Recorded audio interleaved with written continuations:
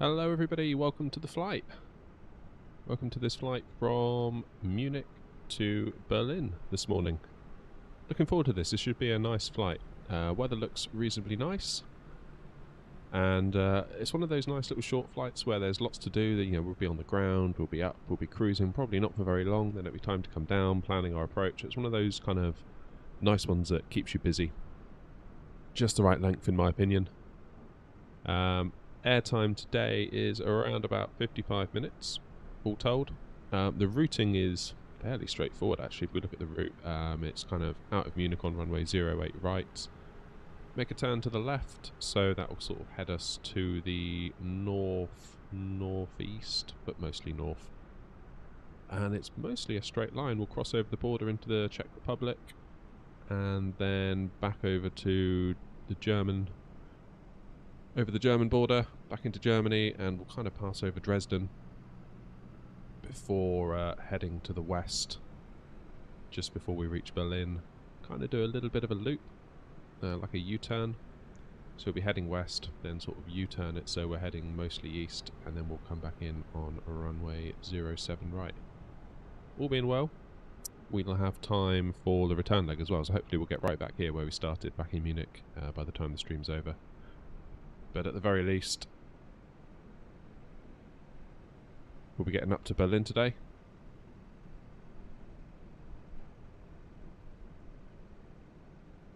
Should be a nice little flight. I'm looking forward to it. Looking forward to it indeed.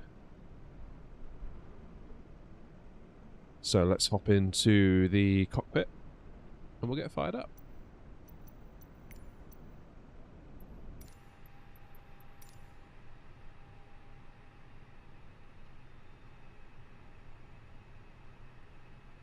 There we go. Right. So I've got external power running, but that is it so far. So we'll start with our APU master.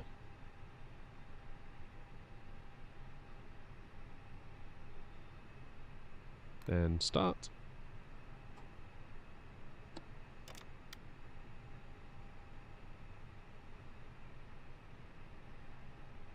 And we wait. Now then, if we look down here, while we wait, you can see if I brighten up this screen, you can see the APU starting. Get these screens brightened. While we wait for things to come to life. That's better.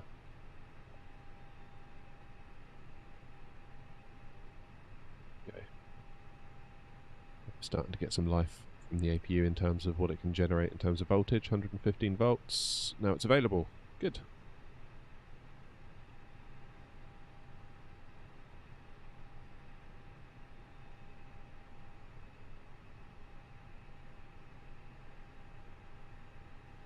That green light available is what we want, so now we can get APU bleed on. 1, whoops. 2 and 3 for the navs. Now that we're running on our APU power, of course we no longer need the external ground power. That can go off. Let's arm our emergency lights. No smoking lights to on. Nav and logo lights to on. Fuel pumps on. Oxygen crew supply on.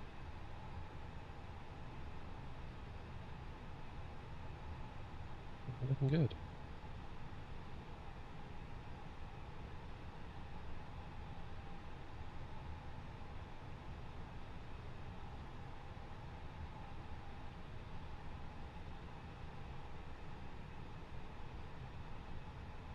Right, let's see if we can get a flight plan. So the plane is connected to my SimBrief account, so ATSU menu, AOC, init/pres.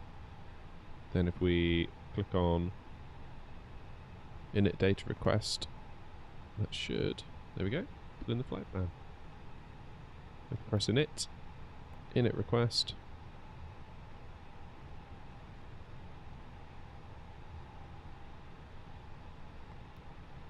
Now, did I tell the passengers to load? I think I did. No, I didn't. Knew I forgot something. Well, we're full today as well. So we're fueled and we've got passengers on board. Now the plane can calculate our zero fuel weight and zero fuel weight central gravity. Block fuel. Nice.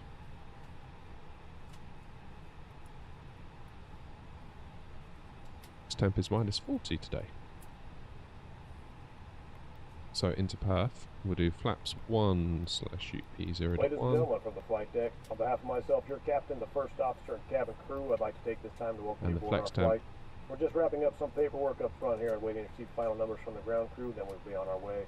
It's -40. We'll be coming through the cabin shortly with a very important safety briefing. We do ask that calculate you the give them your V1s, full undivided attention as they review the safety rotate operations of this Airbus aircraft. V2. We do appreciate your business having you aboard this flight. If there's anything we do to make your flight any more enjoyable, please don't hesitate to ask.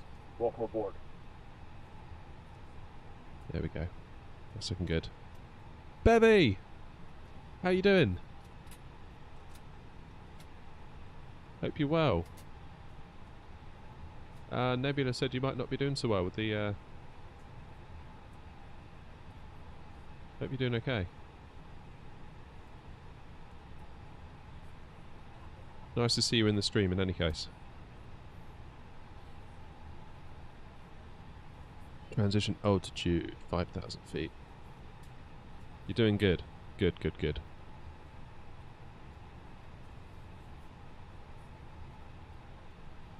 Yeah, we're worried about you.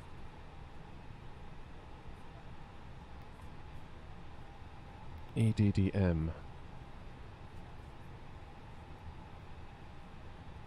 Runway 08 right is where we're taking off from. Now is it going to have the SID? Aiken 1E, there it is. And into Berlin. ILS 07, right? No start.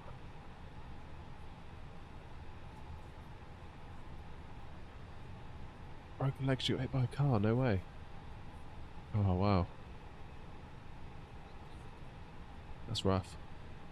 Well, I hope you're doing okay. That's the main thing. The main thing is you're okay.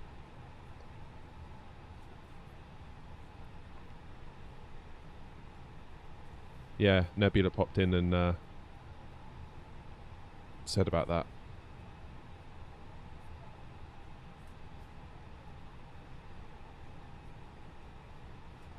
So we dedicated a landing in Dublin to you anyway.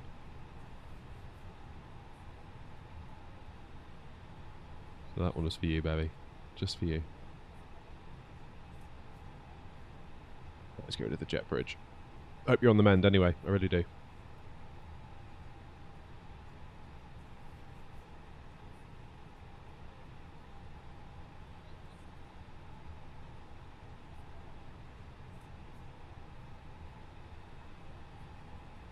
So why is there no star into Berlin? That's a bit bizarre, isn't it?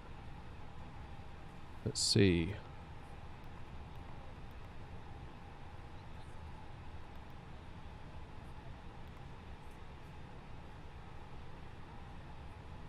I've got to be honest, Bevy, it wasn't the greatest of landings that we we dedicated to you, but it was nevertheless a landing. I was having a rough day that day, okay? That's my excuse. Rough day indeed. We did what was possibly one of the worst landings I've ever done on stream coming into Dublin in the 737. And I was so grumpy about it, I was like, right, we're going up again. And we redid the landing. And luckily the second one was alright.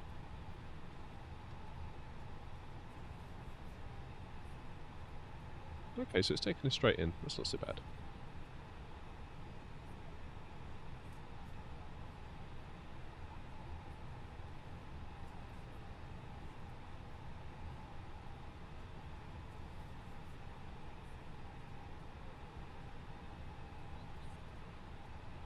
Right, what is local pressure?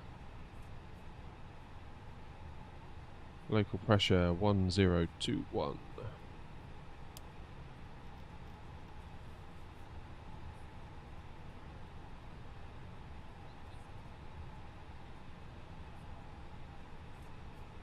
1021. Yes, it is a sim.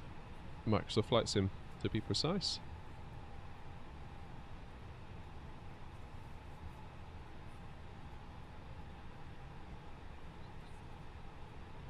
Look at that. We've got basically no wind in Berlin. Let's hope it stays that way.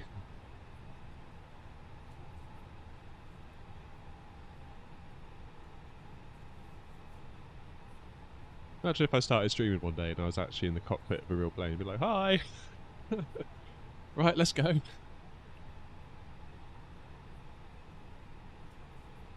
Right, flight directors are on. Both of them are on. That's good.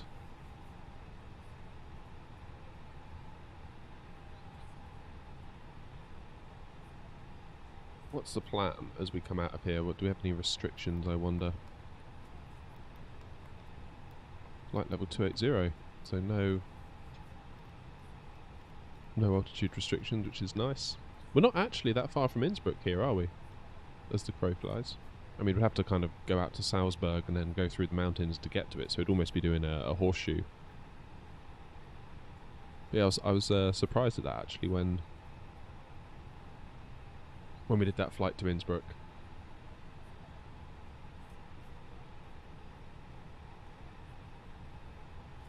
Deal an Airbus A320 and live stream it. You know what, Bevy? I've got a funny feeling that might not work out too well for me in the long term. I mean, it'd be a great hour or two, wouldn't it? But yeah, I've got a funny feeling I may live to regret that one. No stealing aircraft. New rule. KW, good morning. How you doing? Nice to see you. Welcome, welcome. Sorry for no stream last night, for those of you that were perhaps expecting one. It is usual that on a Tuesday night and a Thursday night I'll stream UK time, but I was just feeling awful last night. I was not feeling well, so I decided to just lie around and feel sorry for myself, which actually I think made me feel worse overall, because I was like, oh, I should be streaming and I'm not. It's a very weird feeling.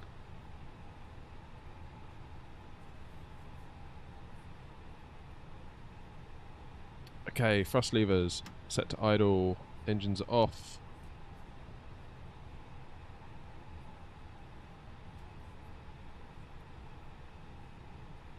Auto and standby. Predictive wind shear on. Let's lock the door.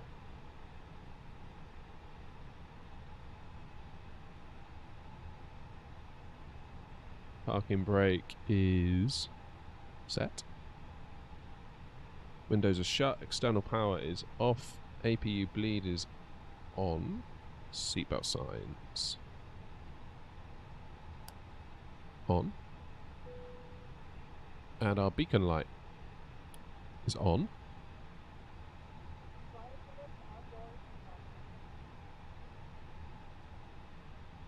Right, folks, dare I say it, we're ready for a pushback. Now the plan...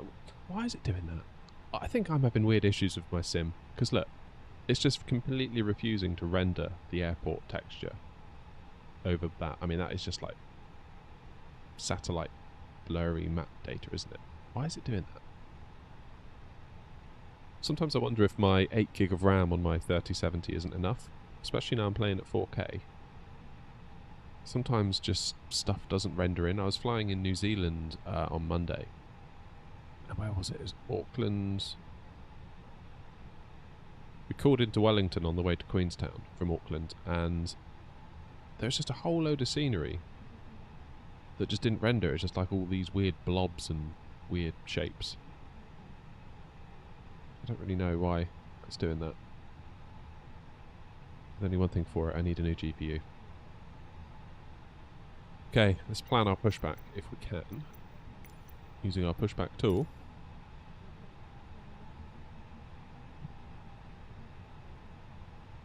So we'll push ourselves back to...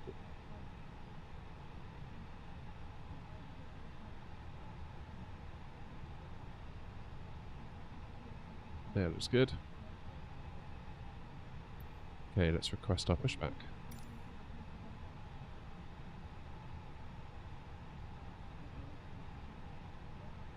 Have I got VATSIM? No, KW, I don't at the moment. It's something that's on my mind, though. Never tried it, is the honest truth. So I'm kind of tempted to give it a go. I've been reading up on it.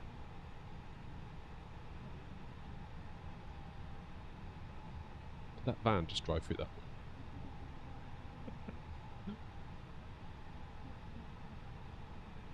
Yeah, nearly there, Bevy. Nearly there.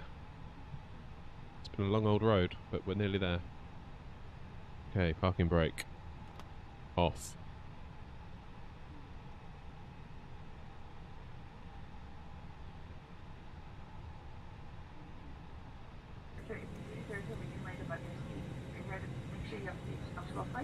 Thank you for your attention, and we hope you enjoyed the experience.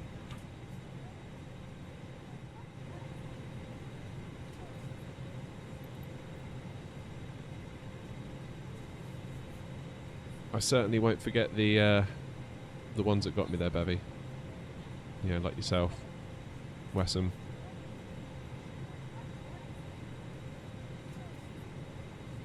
Been here since the start.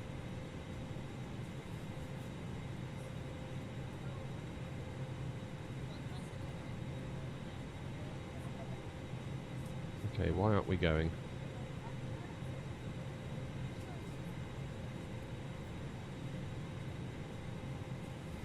Why aren't we going? I don't know why we're not going.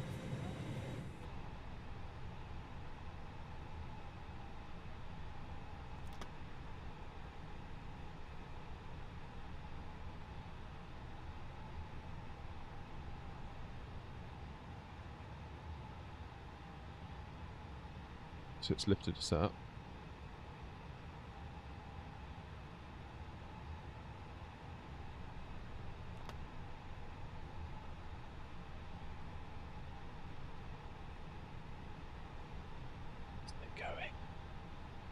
There we go.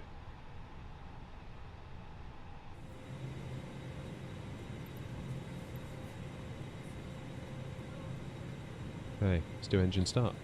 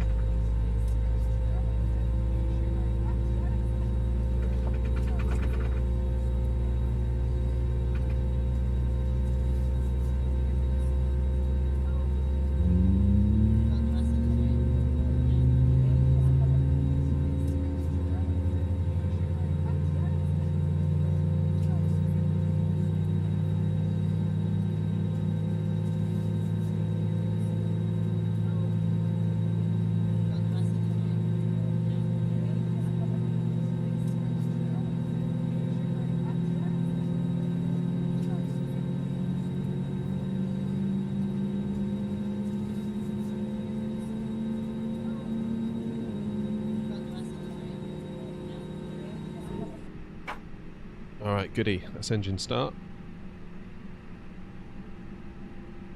Morning, Ashy.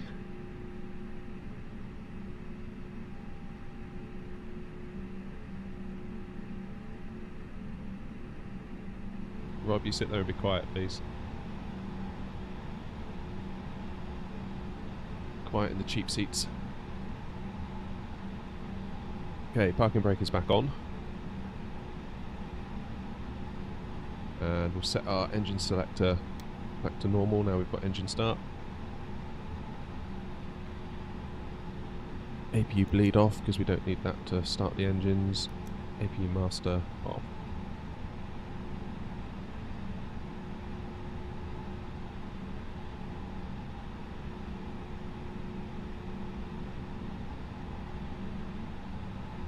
Sorry, Captain. Yeah, that's right. Alright, auto brake max, just because, well, it can't hurt, can it? Let's brighten up that screen. That one.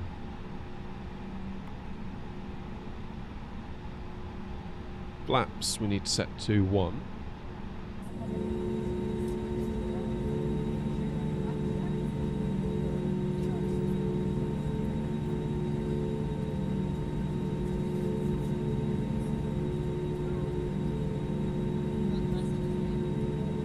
Hey FaZe, how's it going?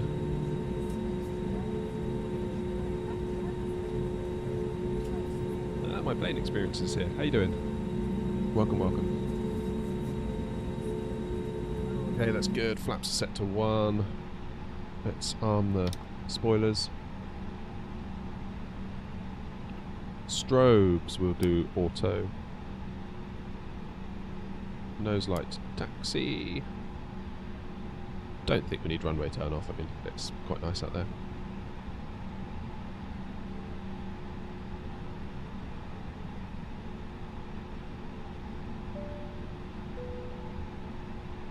Let's just do our takeoff config test.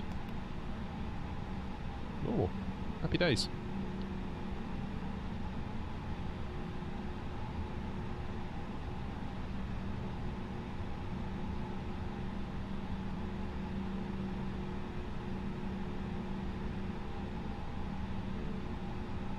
Right, let's go and find a runway, shall we?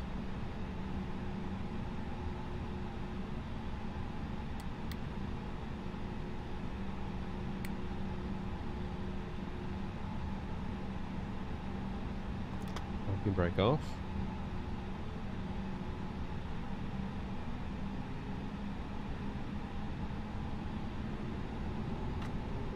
What are the takeoff flap positions for the A321?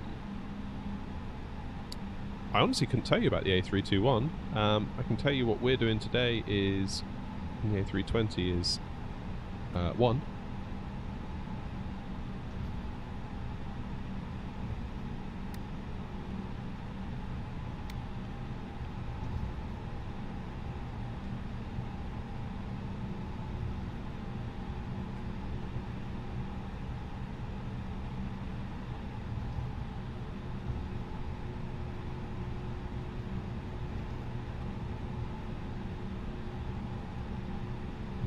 Oh, this is that.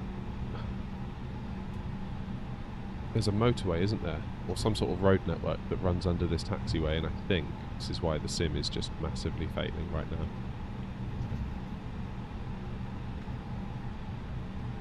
So I think in there's a road, and in there's a road. Hence the sim's tried to draw a bridge over there. Bless it, it's trying. It's trying.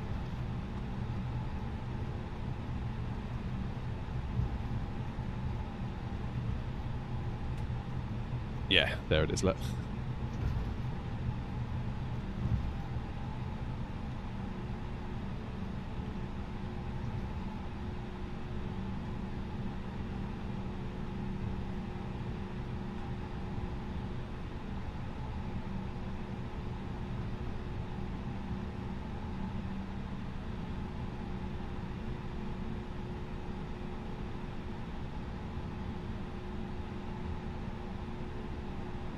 What is that plane doing? You know what, I'm almost tempted to turn off like all the ground traffic. I've never seen a plane like that taxi around before. There's ground traffic.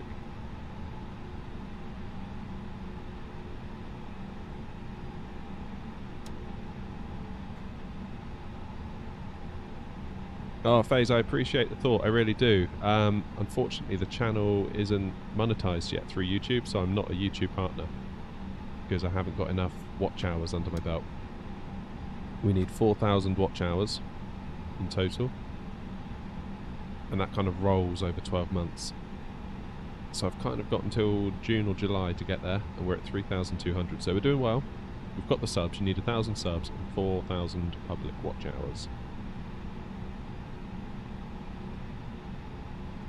So the best thing you can do right now to help me is just, even if you decide you don't want to watch anymore, just leave the stream open on a window and mute it. Because that will give me some watch hours. I appreciate the thought though, I really do.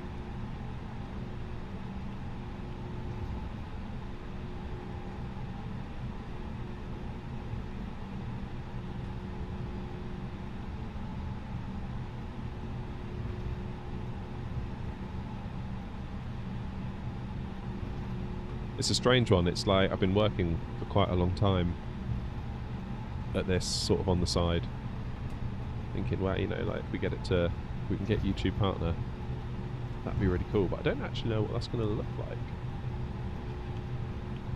Like, am I going to get a check for like $1 or something every month, or is it going to be $10? Is it going to be $50? $100? I don't know. I don't know. It would be nice if it could pay for the electricity at the very least, because that's, especially at the moment here in the UK, that is not nothing. Yeah, if you've got a PC going at full tilt running Flight Sim, probably my setup's drawing 300 watts, I would imagine. Maybe a little bit more. So if you're doing a 4-hour flight, that's 1.2 kilowatts. Add in your monitors, I've got 3. Add in my lights. Probably nearly at 2 kilowatts for this morning.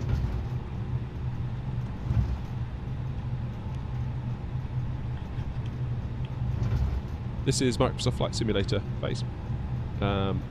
Sometimes referred to as MSFS. Sometimes referred to as Microsoft Flight Sim 2020. But yeah, it's the new Microsoft Flight Sim. Very lucky to have it, because there was a long period of time where Microsoft were out of the flight sim game. I mean, they've been in it for years and years. Back when it was like white lines on a black screen kind of thing, barely resembling an aeroplane, but it was something. I jumped into it in 2000. A lot of popping on me. Yeah, Flight Sim 2000 was my first one. I'll always remember it had Concorde on the box. And there was this, like there is now, there was the standard edition and there was like the deluxe edition. And couldn't afford the deluxe edition, so that's like £70 in like 2000, so that's nearly 25 years ago. Still a lot of money. So we did what we could and we got the standard edition. I think that was like £39. Got it home and there was no discs in the box. And I remember my dad like phoning up the shop, like yelling at them, like, what have you sold me? And the manager was so good. He's like, I'm so sorry. I will bring you the premium edition, the deluxe edition, so the £70 one, at no extra charge, and I'll drop it off to you on my way home tonight. And he did. Couldn't believe it. I was so happy. I mean, I was only like, what, 10? Yeah, I couldn't have been much more than 10. I thought all my Christmases had come at once. Right, here we go. That was a long taxi. I mean, not Amsterdam levels of taxi, of course, but that was a big taxi.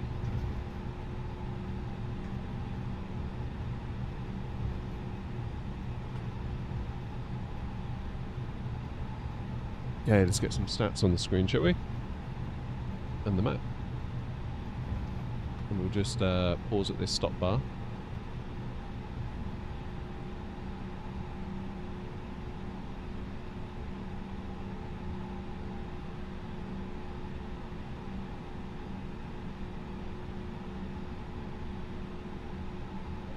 Perfect. So, lights to taxi. Landing lights on. We've set TCAS to TRA. Flight attendants, please prepare for takeoff. Whoops. Takeoff config still remains normal. That's good.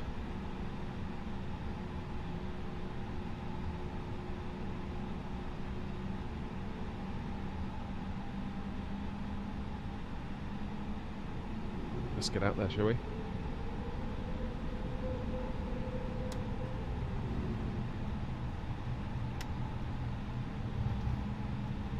Let's get gone.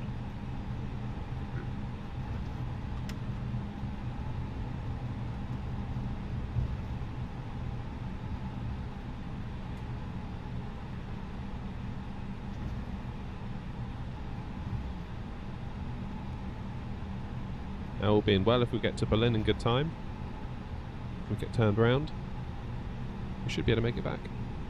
We're now 10 to 10, an hour each way. Yeah, we should be good. We should be good.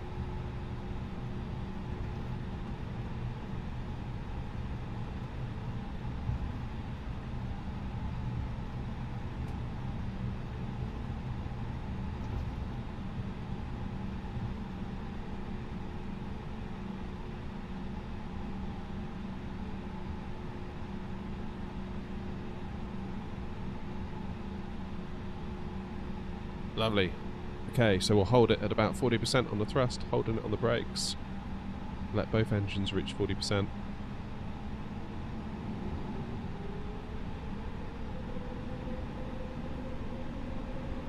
Release the brakes.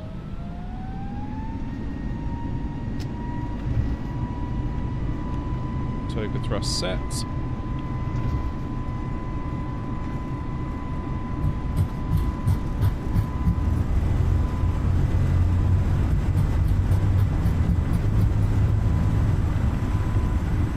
Rotate.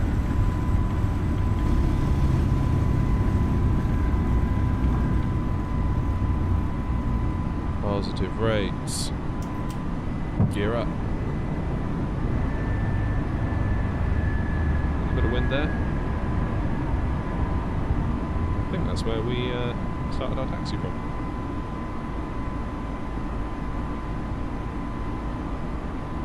Just down there.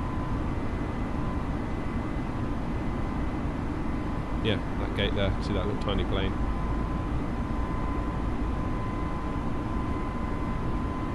Okay, levers back into climb. Which is to say we'll give the plane enough power to perform a climb.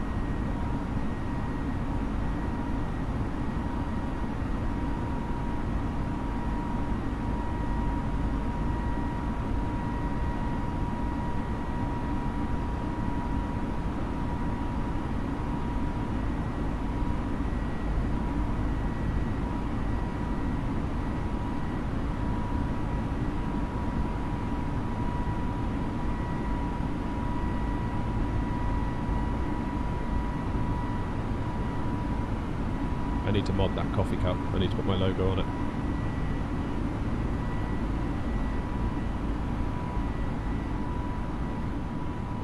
Okay, standard pressure. Autopilot on.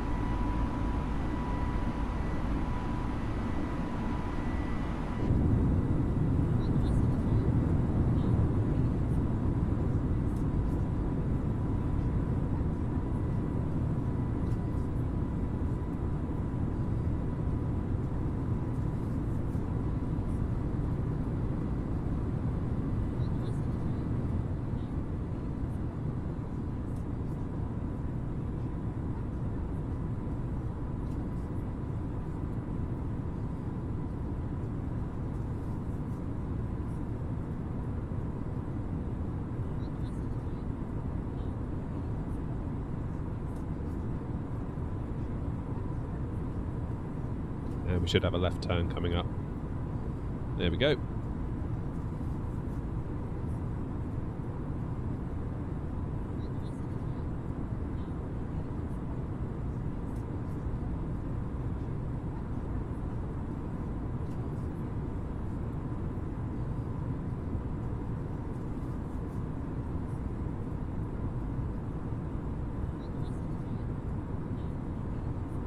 There's something really nice about the way they lay out the fields in Germany. Makes like a really cool pattern.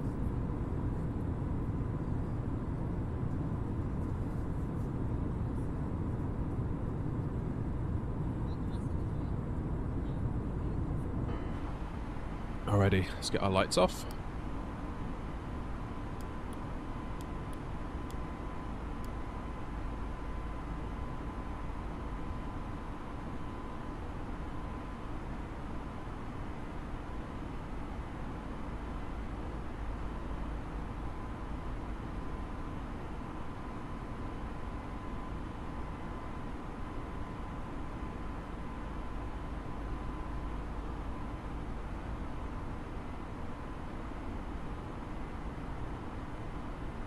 Just wondered what this means. Switching here now.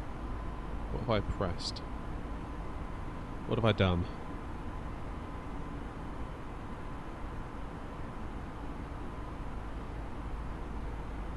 Don't think I've done anything that would have caused that.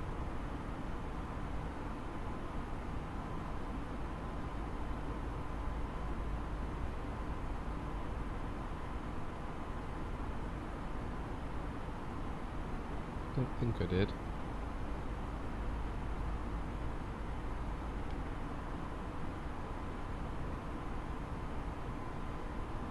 Okay, so we can disarm the ground spoilers because we're not on the ground.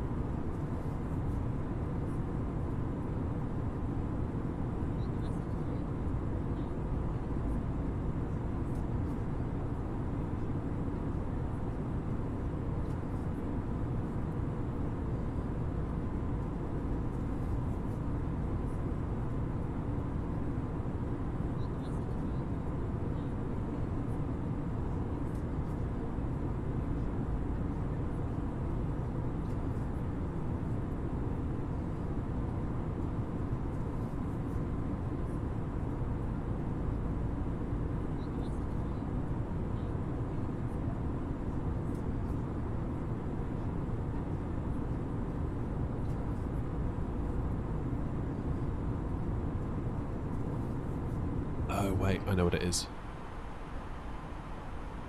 It's these down here, isn't it?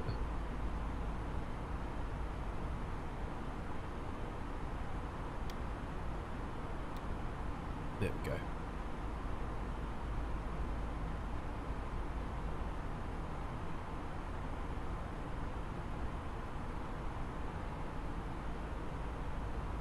So we've got a speed restriction of 250 knots here at Akini. But Akini, I believe that is going to be the end of our SID. Yes, it is. Look, our SID here is a KIN 1E, and Akini marks the end of that. Then we're just into standard kind of routing. So we'll get a bit of a speed bump once we get past here in the next 5 miles.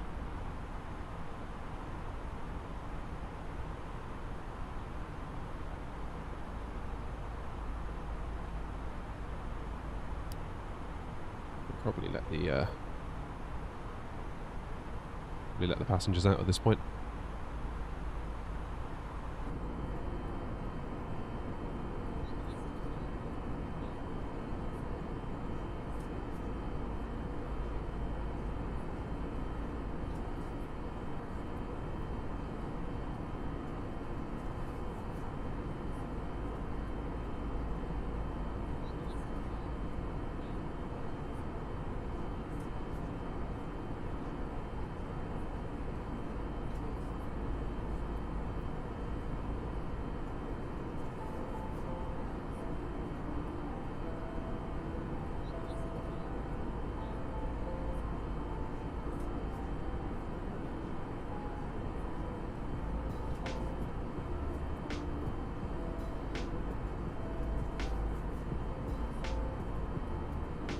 Interesting result on the poll so far, 82%.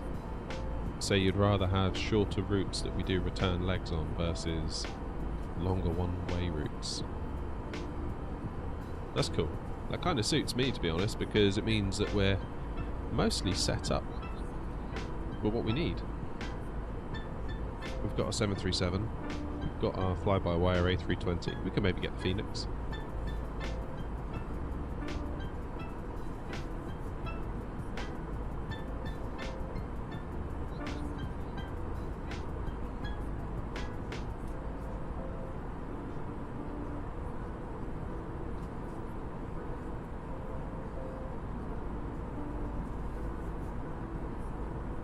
I think I prefer the shorter ones. Just kind of speaking selfishly as a creator, I guess, as a streamer. I would much rather be kept busy for 2 or 3 hours on the whole. I mean, obviously in the cruise, we've probably got like half an hour now. Hey Nebula, how's it going? Nice to see you.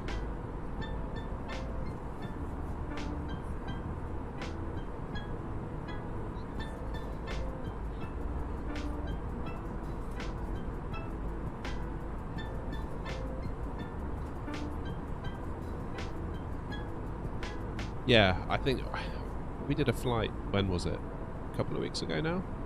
I think we did like Alicante back to Leeds, which is a good 2.5 hours, 2 hours 40.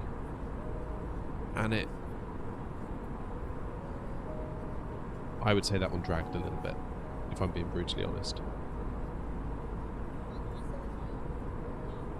Now it's fine if I've got a busy chat, because if I've got a busy chat, that keeps me busy.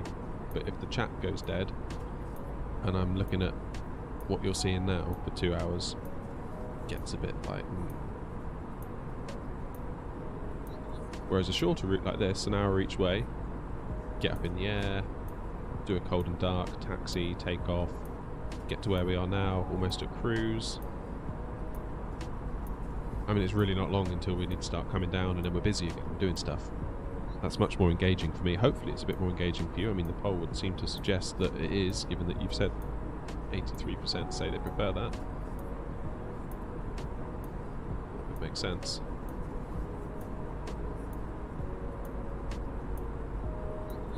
Yeah, I'm good, thank you, Nebula. Very good indeed.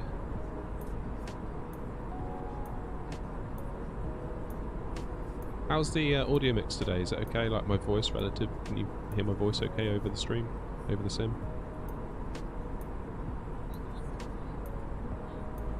I had a few people say that my mic is too quiet, but I can't make the mic any louder, but I can make the sim quieter, which is kind of what I've gone for today. So hopefully that's working out.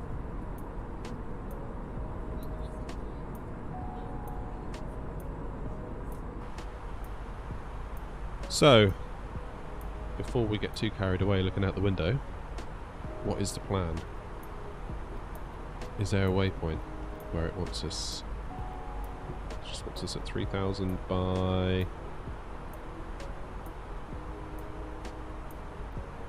then, and that is 14 miles away. So take off 14 miles, 208 miles.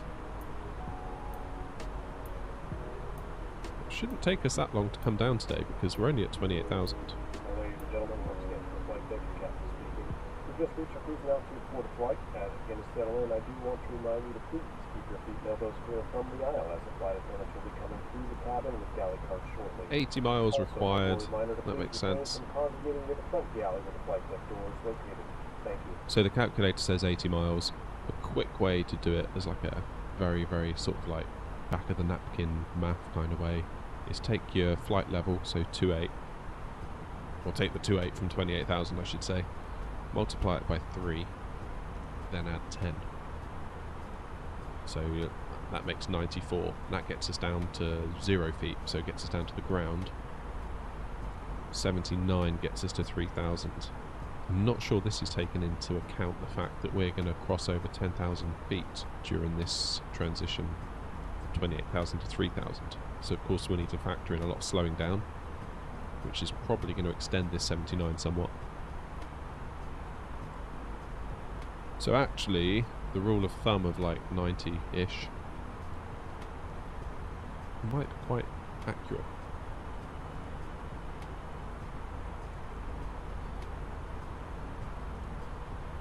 So I think when this, when our total distance says about 104 105, we'll think about it.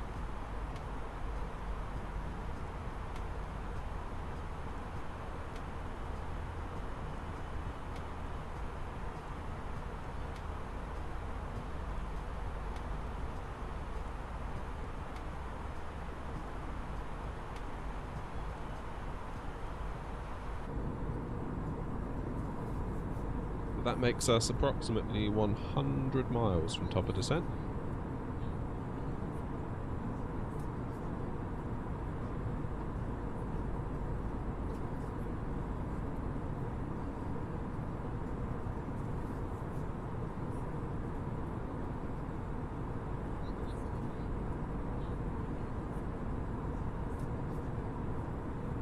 It's really interesting looking at the graph actually of viewers over time. So the stream was growing and growing and growing and growing, then we take off, get off the ground, and it went from like 8 viewers to 1.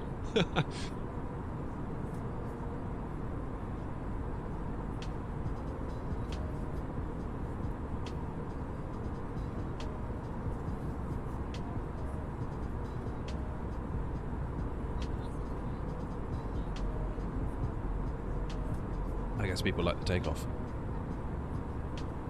I mean, at least doing shorter return legs. You get 2 takeoffs and 2 landings, so you're kind of doubling the more interesting parts of the flight, as opposed to 2 hours looking at the window.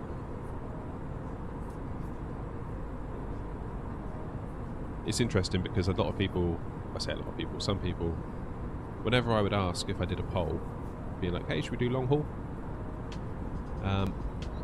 Overwhelmingly it's like, yeah, do it. Then I do it and hardly anyone watches. So I don't actually know how badly people want the long haul, whether it's just a nice idea and you sort of think, yeah, okay, I'll watch that.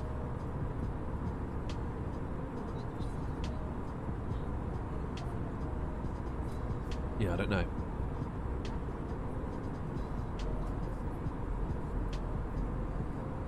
It's a hard one to get right, this. Feels like you can please some of the people some of the time.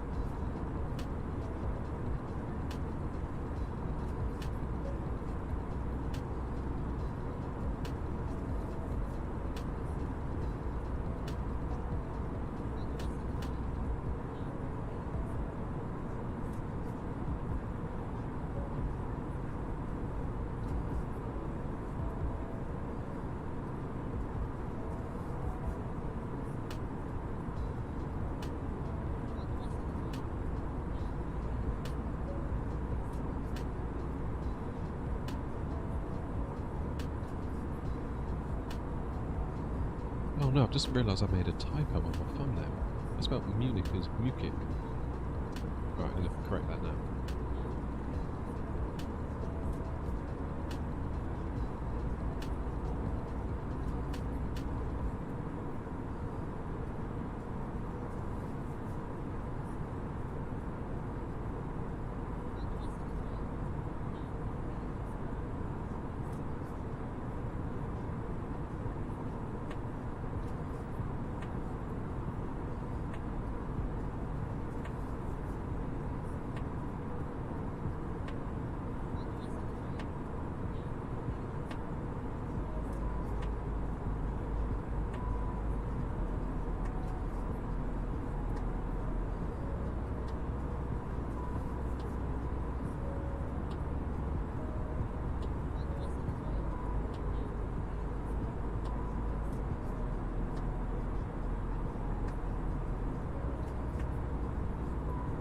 So I think we're just over the Czech Republic.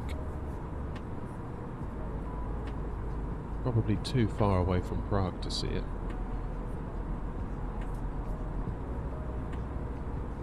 I did very much enjoy Prague.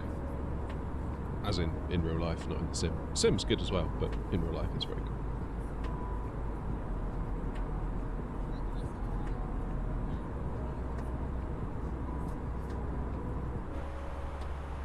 Okie dokie, so the flight computer is wanting destination data, so let's sort that out.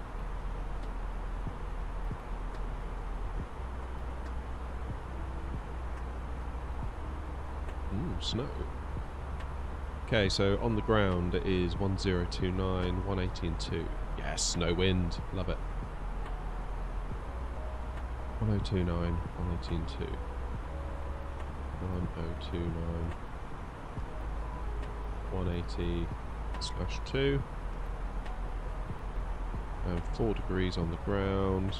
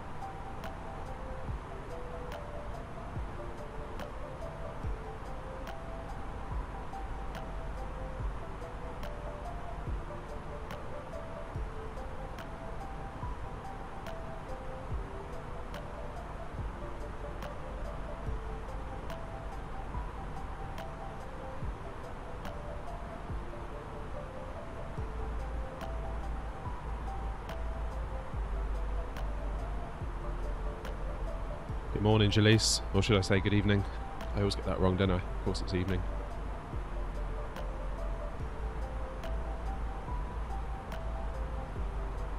Stupid question, why doesn't the tablet and the flight computer talk to each other so you don't manually have to key in the weather?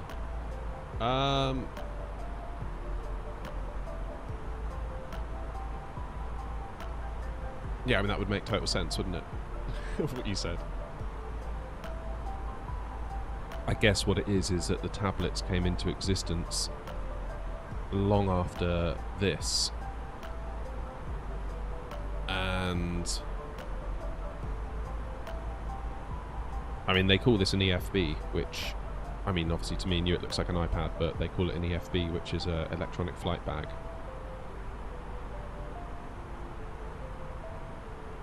So I guess as opposed to having like a big folder and binder full of stuff, they now have this.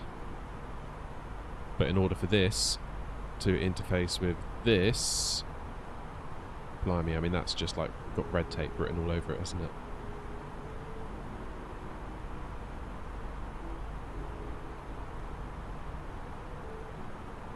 Yeah, I don't know is the honest answer. What you say would make complete sense. The way I interpret it is that this is more of a source of information rather than a control surface.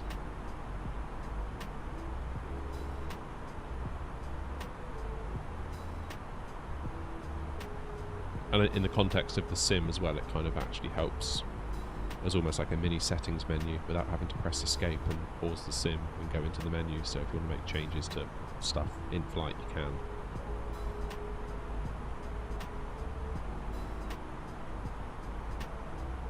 But for example, the PMDG Boeing 737 for this sim doesn't have the tablet.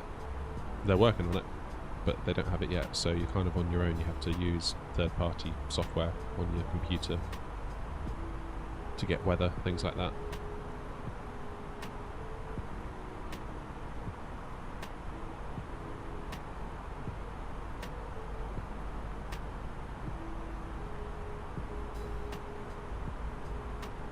Or just do what I do and beg chat to look it up for me and put it in there.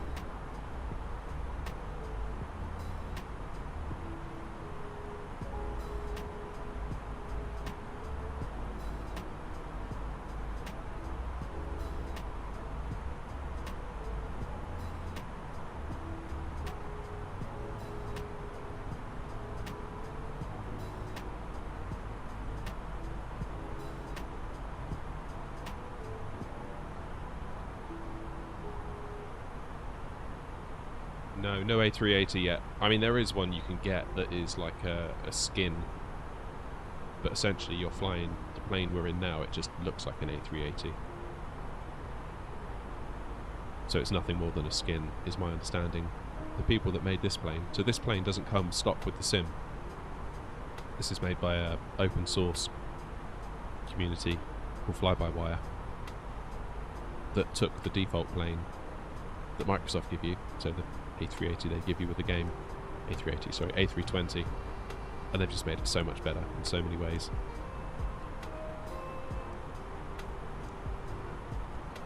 And the same people are working on an A380, and it looks incredible.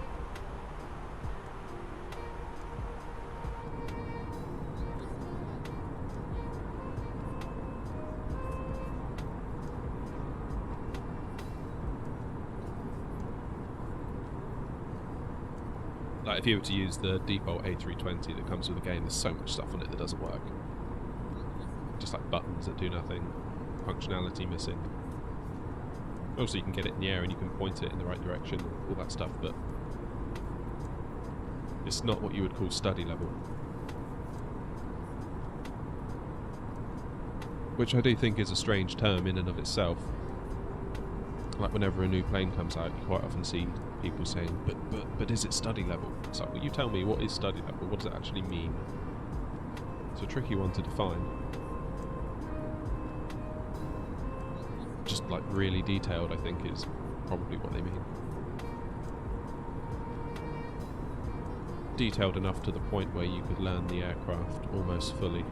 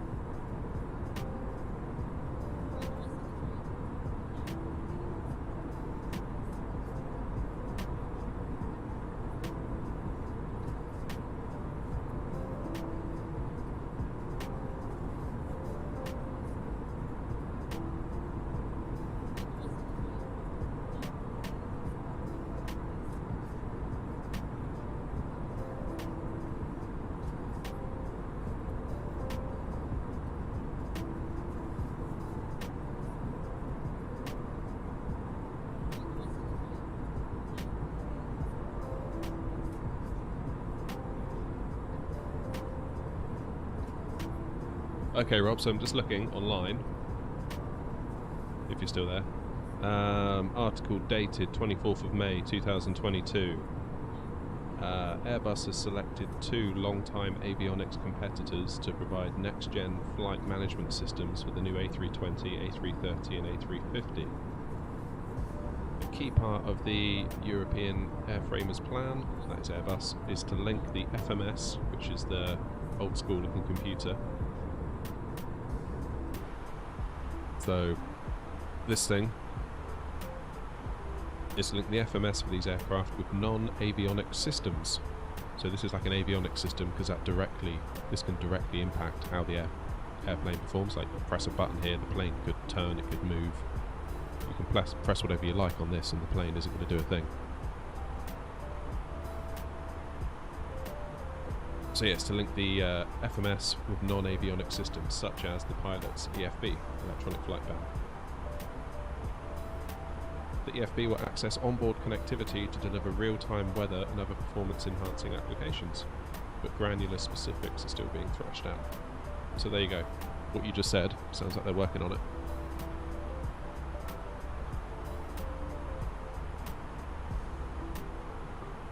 Okay, time to descend. 3,000 feet.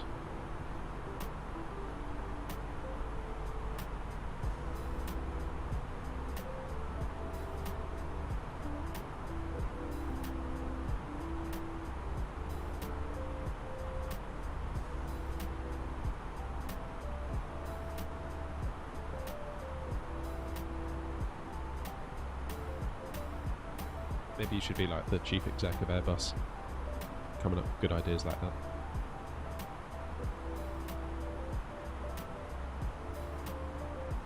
From the flight deck, ladies and gentlemen, as you may have noticed, we have begun our initial descent down to our destination. Now would be a good time to wrap up any business you need to take care of as we prepare for our approach. If you are up, once you return to your seat, we ask that you remain seated till the aircraft arrives safely at the gate. Flight attendants, please prepare the cabin for arrival.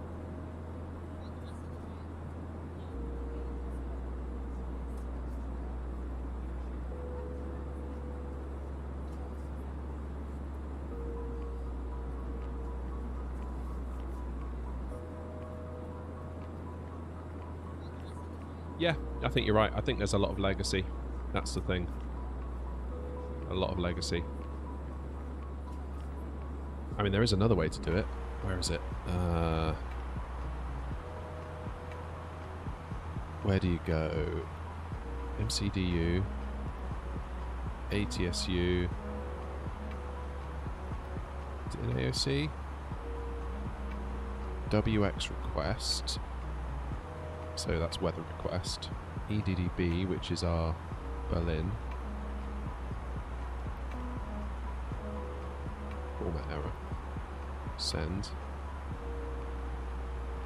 Go back to return. Into received messages. Oh, it hasn't done it. Why hasn't it done that?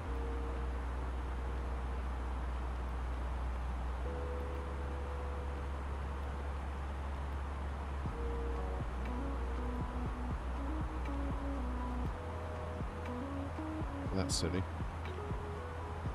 But yeah, you go into here, you tell it your airport, you press send, and then the plane will receive almost like a text message with the weather report. So you go into received messages, and you'd have a weather report here. You could then print it, and then, where is it? This little thing here is like a receipt printer, like you get in shops. And it would print out the weather for you, the weather data. And then you could input from the sheet of paper into this.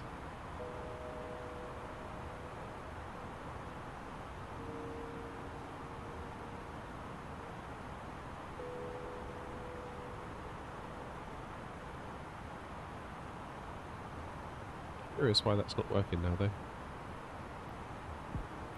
Sent messages, no messages.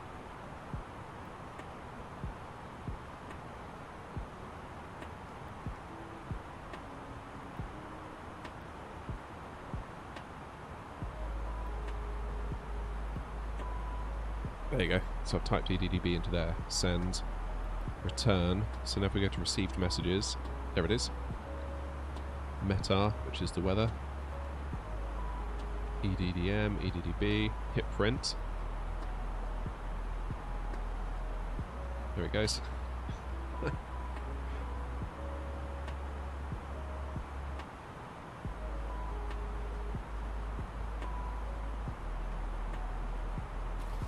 There we go. So now we have the weather.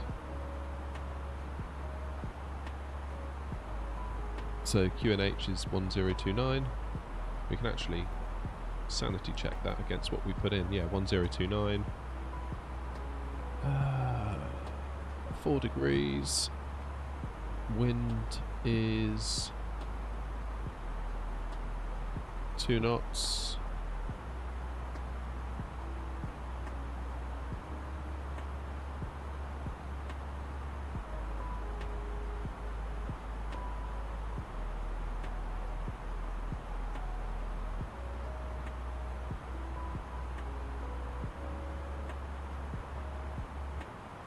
Bad idea actually to see what it's got planned for us.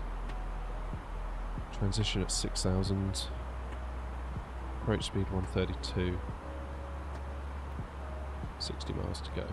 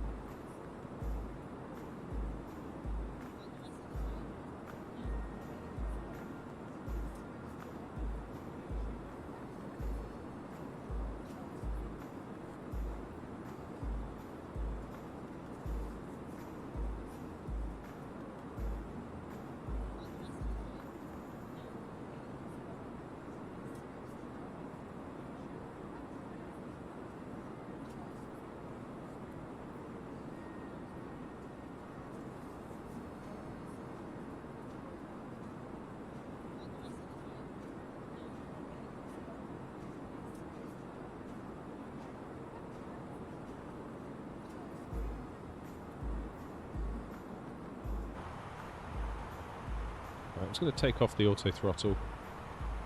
Well, not the auto throttle, the managed speed mode. We're going to start sorting out our speed. We'll go down to 2. See if we get down to 210. Seems reasonable.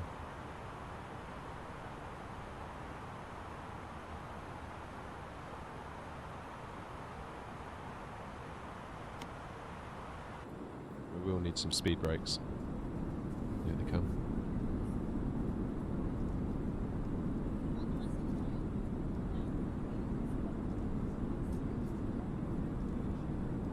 Just need to lose that energy out of the aircraft.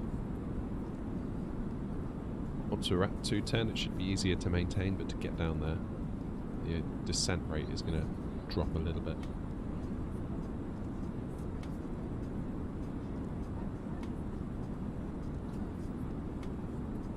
And once at 210, we'll be beneath where we can start deploying flaps, so that would help us as well.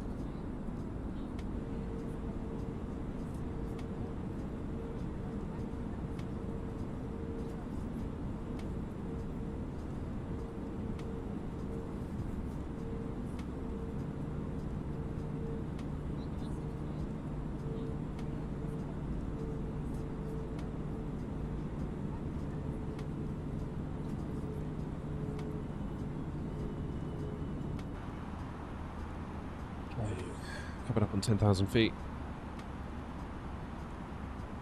Let's get lights on. Go auto brake medium.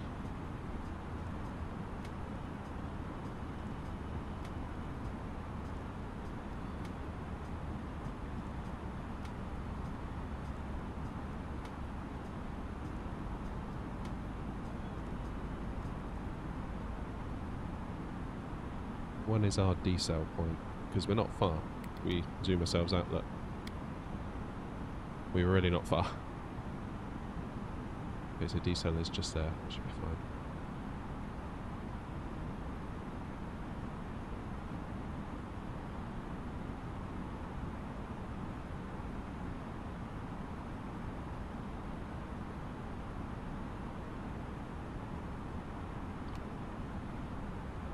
Landing systems on, so you can see we're above the glide slope, but of course we will be for now.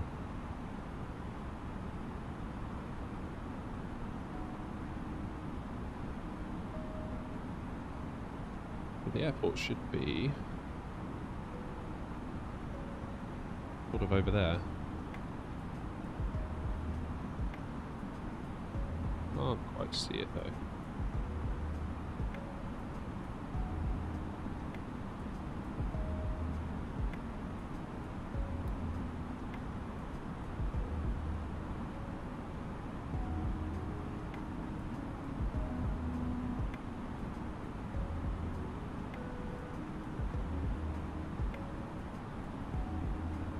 Oh, is that it? That'll be it over there, right? Maybe?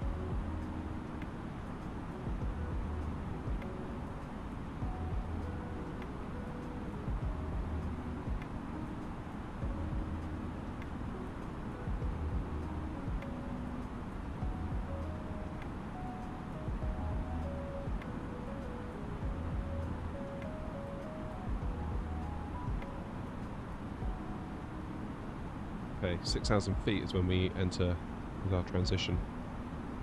So we transition from standard air pressure to local air pressure. So we're in tune with what's going on in Berlin. That happens at 6,000 feet, so this will start blinking any second as we cross 6,000. There it goes. And it's 1029, I believe. Yeah. And this D here stands for decel. So that's the point at which we'll start slowing ourselves down. And then come into land.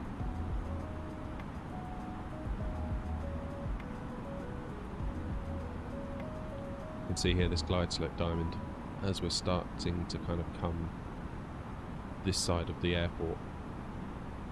That should hopefully come above us.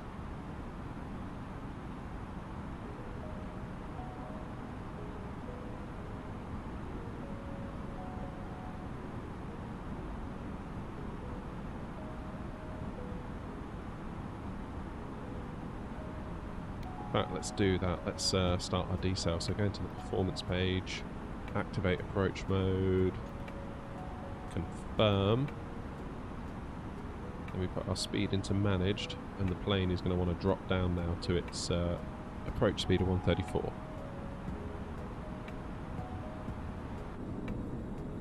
Which means we need to bring flaps out.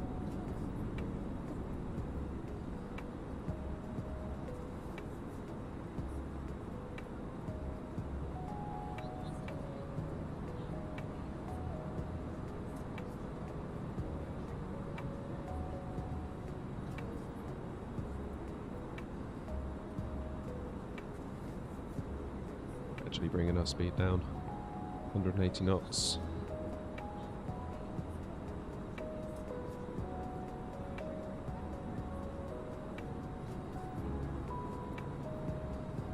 Maybe flaps full.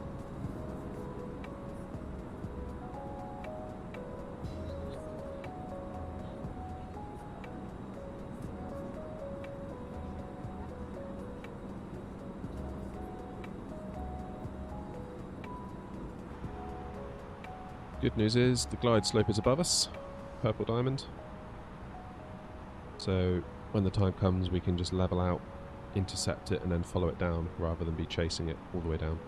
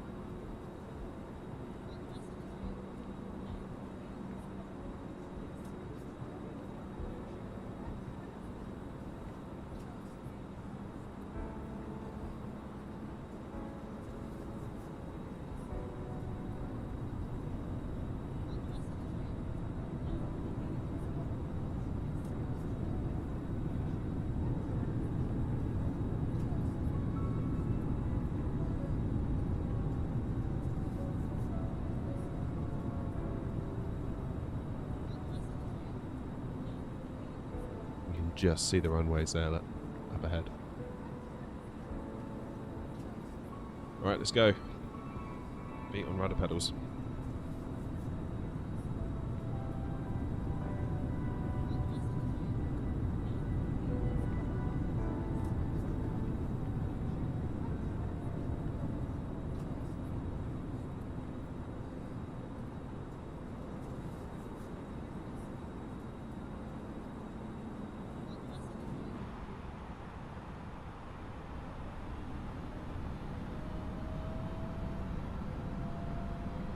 Let's enable approach mode.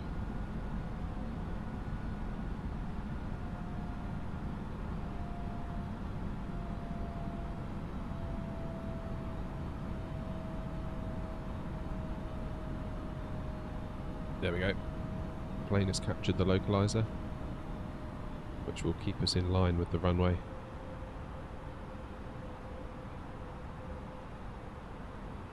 Then we wait for glide slope. So the glide slope is above us, we're flying level. So obviously if we stay at this level we will intercept it shortly.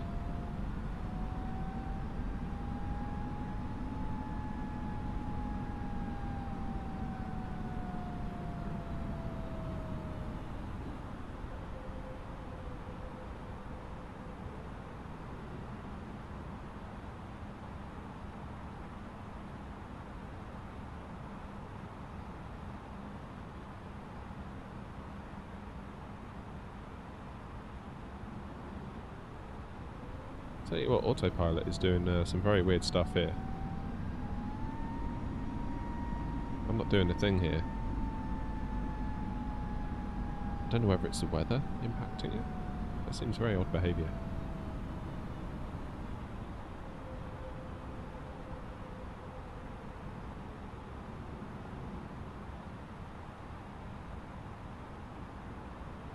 There it is, glide slope has come up with a box around it, GS. So now the plane has intercepted the glide slope and it will manage our descent for us.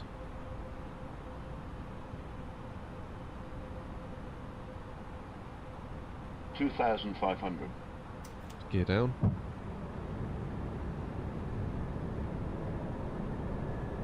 Flight attendants, please prepare for landing.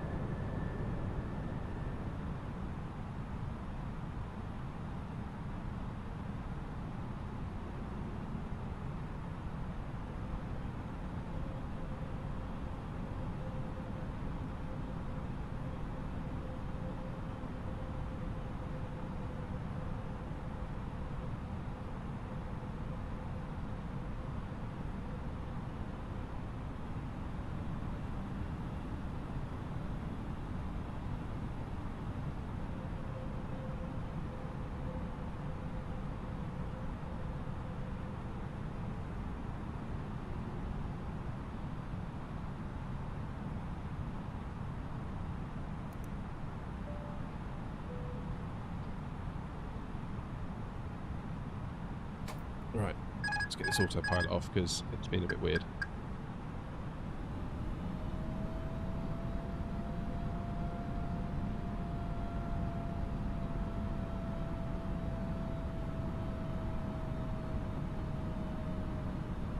definitely being thrown around. There's definitely some lumps.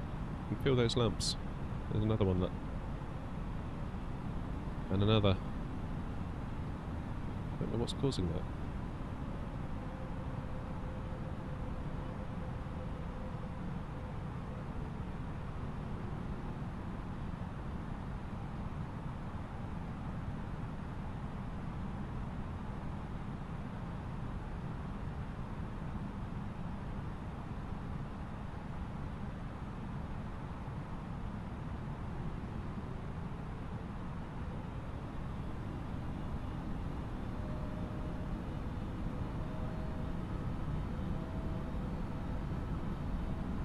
One thousand.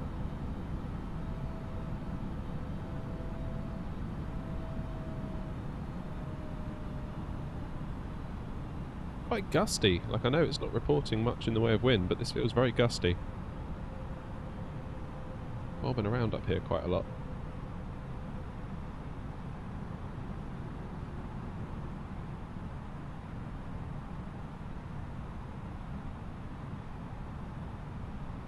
Very gusty indeed.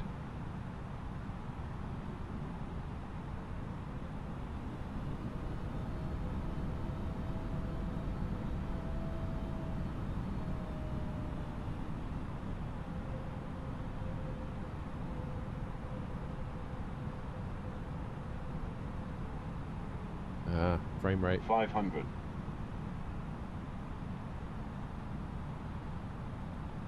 400.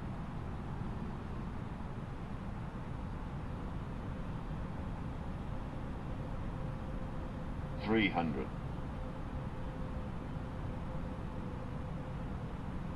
200.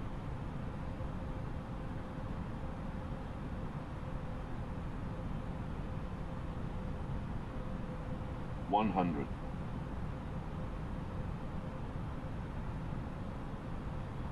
50. 40. 30. 20. 10. 5. There we go.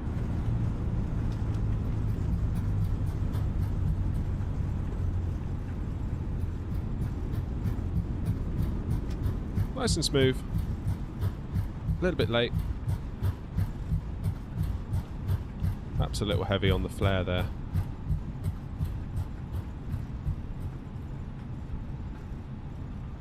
But altogether nice and smooth. Quite happy with that. Right, let's see if we can exit over here.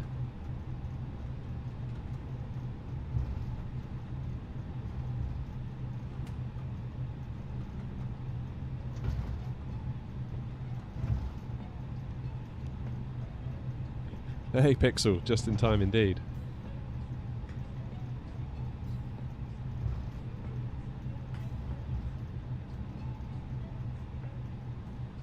Right, let's just pause here for a moment. Do APU master.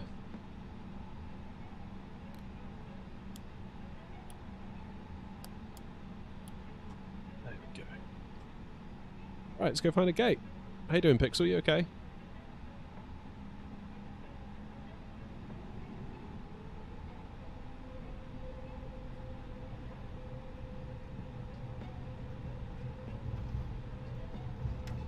Sorry if I missed you on the way down then, I was concentrating.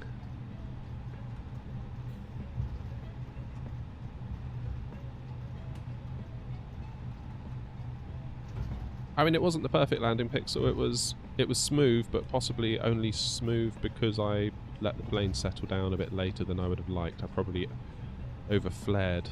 I just put a little bit too much flare coming down. I mean, we were well within where it's considered legal to touch down. Like, that was not a go around situation at all. That was fine.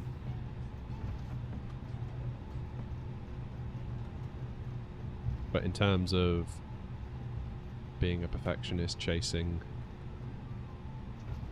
the perfect smooth touchdown on those big touchdown aiming markers.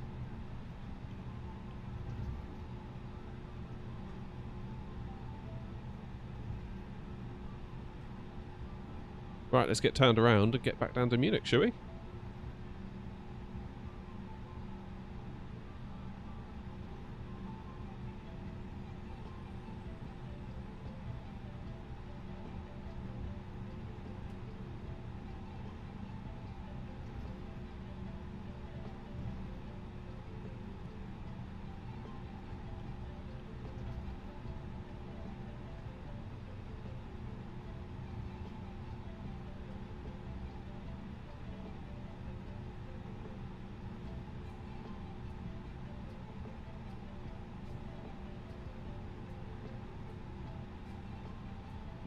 Yeah, good call, Pixel. Good call. Get those exams done. Get them done right.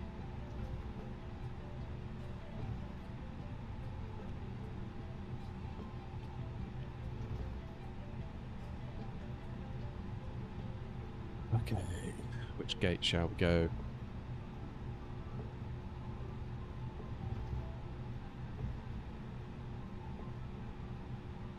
This one looks good. I could really do with a Tobii eye tracker here. It'd make this so much easier. You could just have a little look instead of having to go all the way over.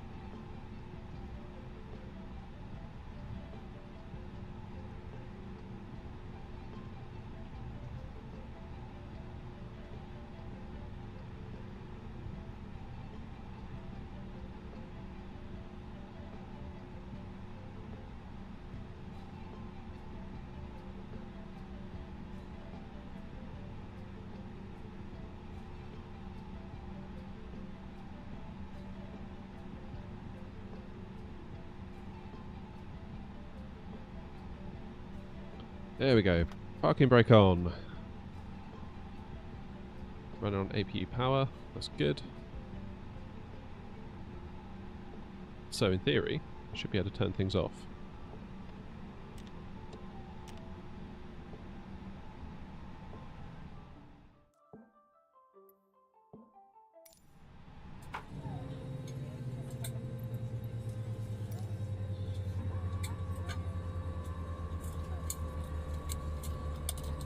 Right, we're going to make a flight plan real quick to get us back.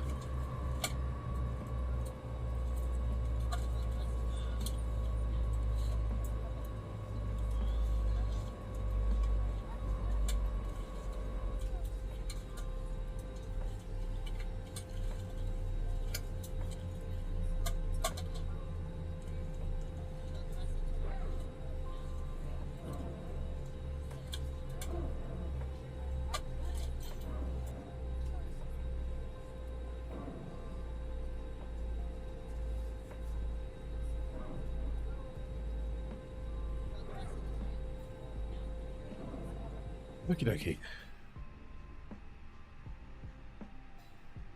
I'm not loving the frames per second we're getting at the moment, I will say that. So hopefully this will swap EDDB to EDDM. Perfect. Come on.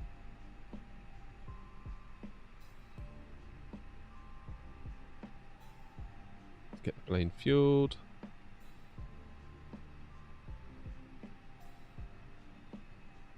Is the jet bridge gonna work?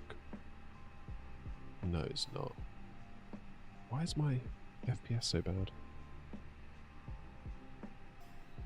Full house on the way back.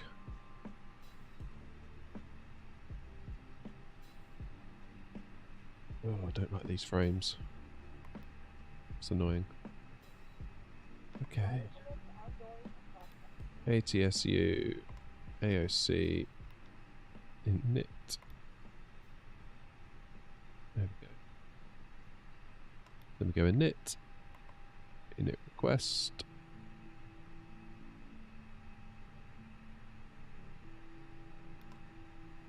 Zero fuel weight, center of gravity.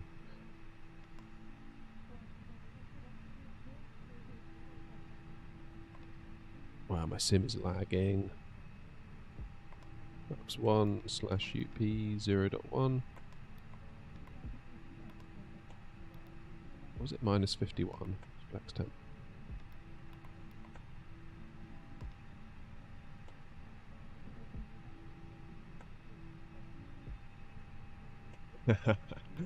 You still suffering on the FPS then, Pixel?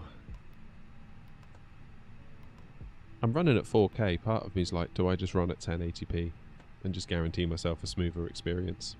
There might be some merit to that, you know. Alright, so we're going to take off on runway 7 right.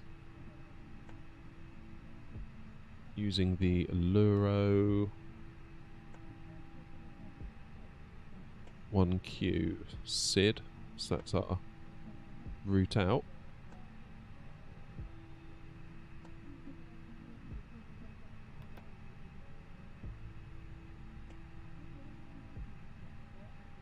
looks a little bit wiggly on the map. We'll look into that in a moment. Then into Munich.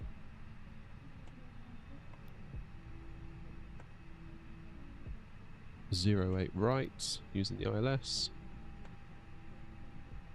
Land 1A is what SimBrief says, but the plane's got land 2A, so we'll just go with 2A because it's probably just an updated version.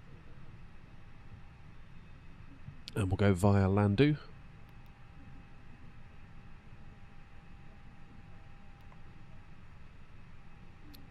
Okay. Oh, what is going on with these frames? I don't like it. So we take off, immediately turn to the right, then immediately turn to the left. That seems a little bit not right, but I don't know.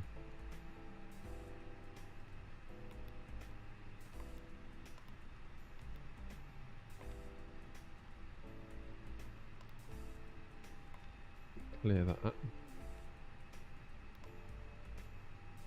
There we go. Nice. So keep going south. Bump, bump, bump, bump, bump. Are we going to get a discontinuity? Oh, hello. Yeah. Yeah, we are. What's going on here?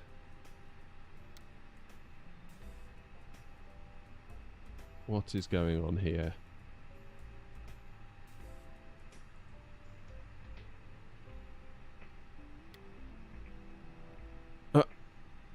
Yeah, okay. So I don't know why it wants to take us via Mick.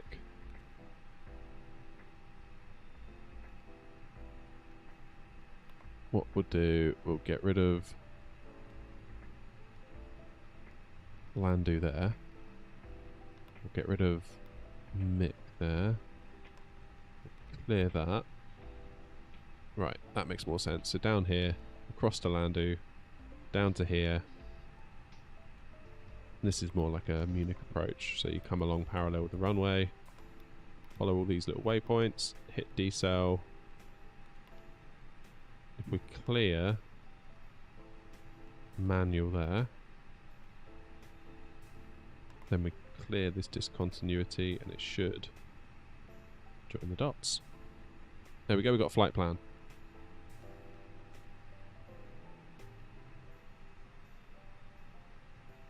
Dream HUD. Yes. Good point, well made.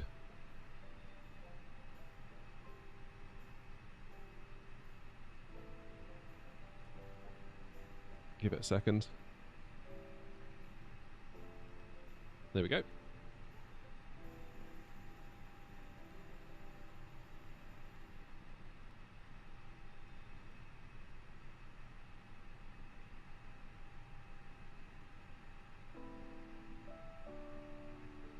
These frames are so bad. Why are they doing that to me? Okay, do we have any restrictions? Flight level 360. So, no.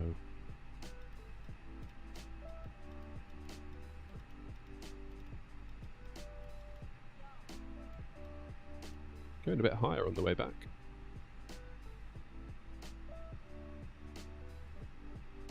Still 1029.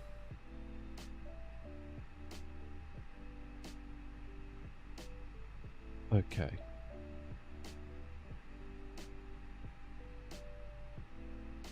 Let's do our APU bleed.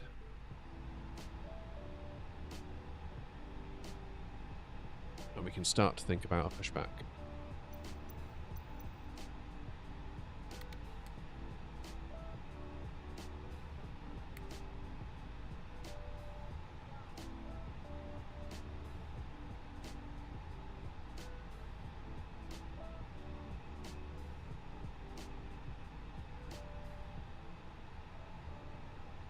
Where's our pushback tool?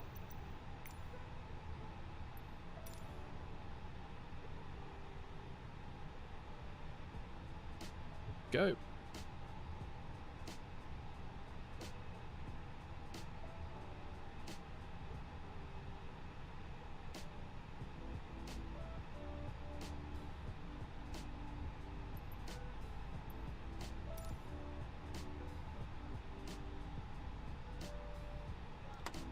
Release the parking brake.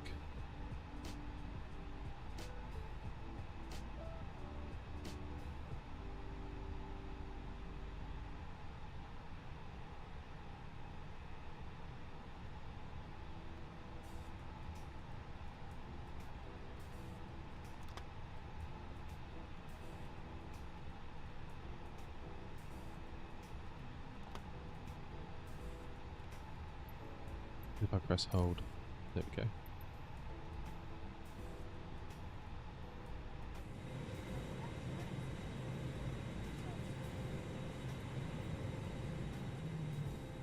Engine start.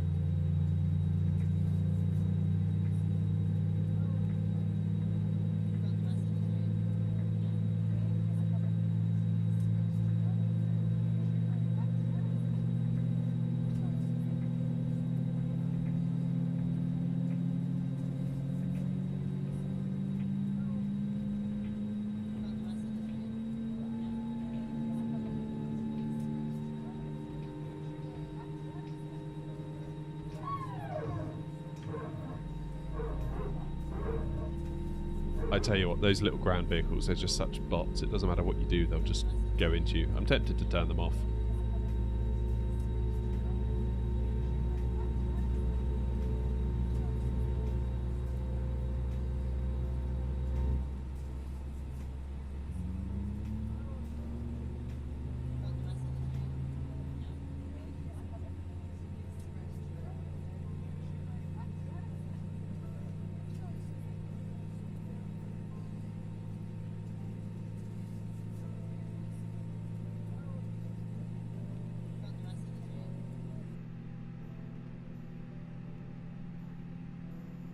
Okay, that should be pushback complete. So if I do parking brake off, or parking brake on rather. You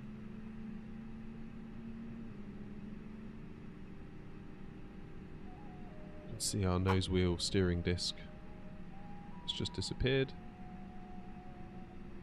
Flight attendants, please prepare for takeoff.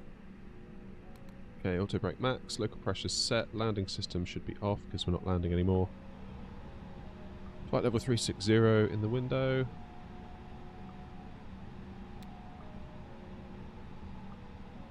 We can turn off APU bleed because the engines are started, so we no longer need that. APU master. Taxi lights.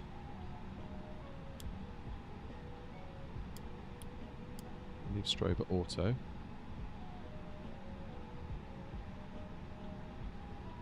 Flaps are 1.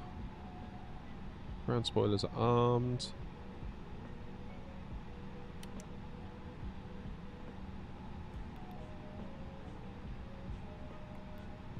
Takeoff config's normal.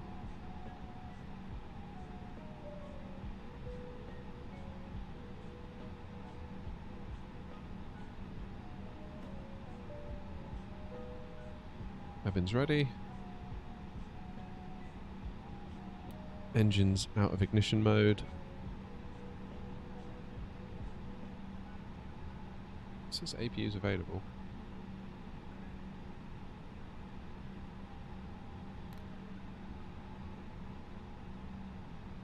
Right.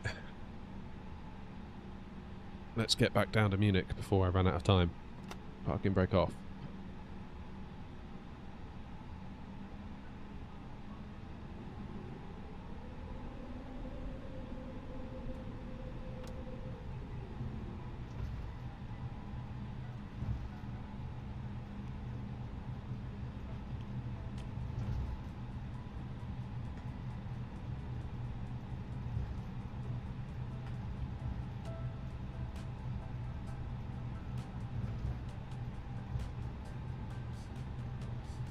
I'm not loving this frames per second at all.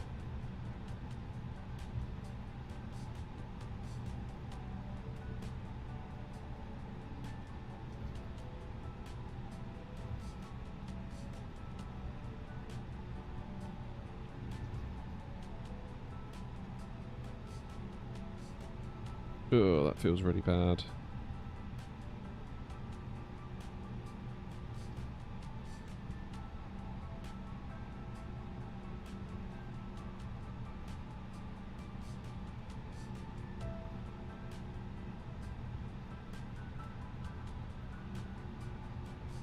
Maybe I should get a 4080.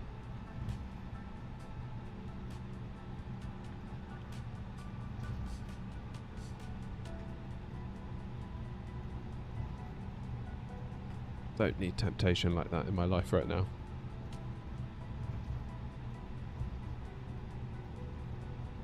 That would be nice. I kind of need a new phone though.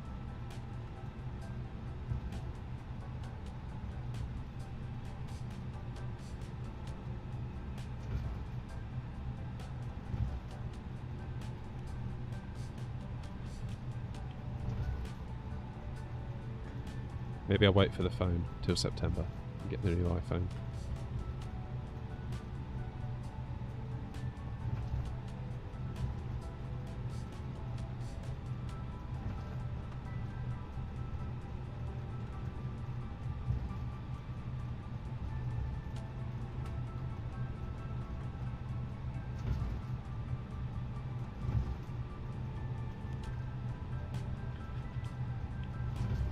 I don't really want to get the 4080 though, Rob. I mean, don't get me wrong, I would love it if I had that much disposable income that I could just buy it and not care. If I could set fire to that money and not care, I would get one.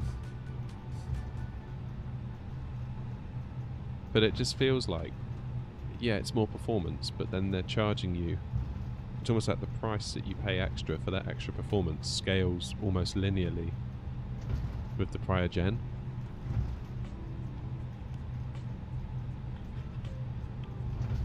At least with 30 series, it was like you get more performance for less money, which is possibly why they were sold out. But this time it's like more performance for more money.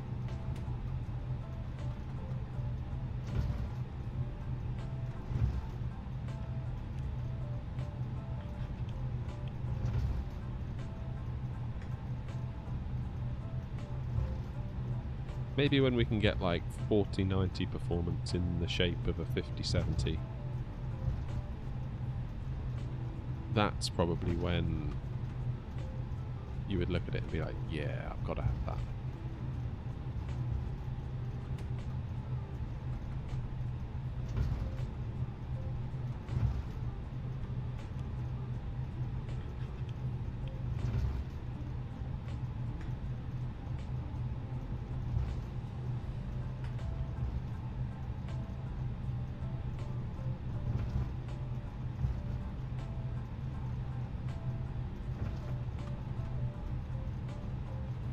$3090, $700, yeah. But then if you're spending that level of money, it's like, why don't I just get a 4070 Ti? Another 100 quid gets you a brand new card, more energy efficient,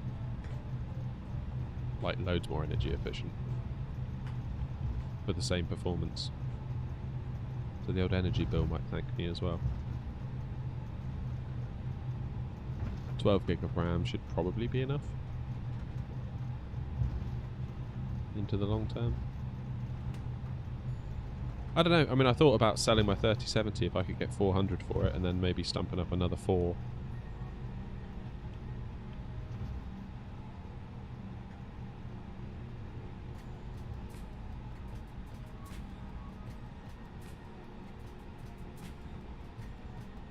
It wouldn't seem like the worst deal ever.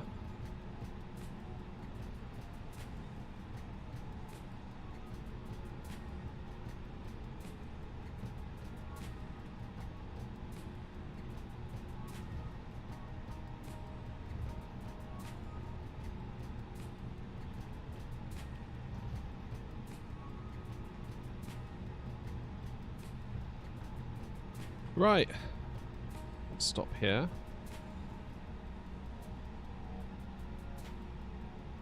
At this next one.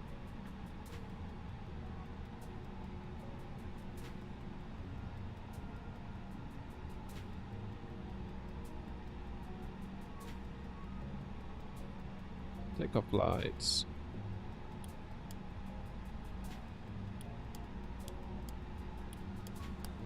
There we go.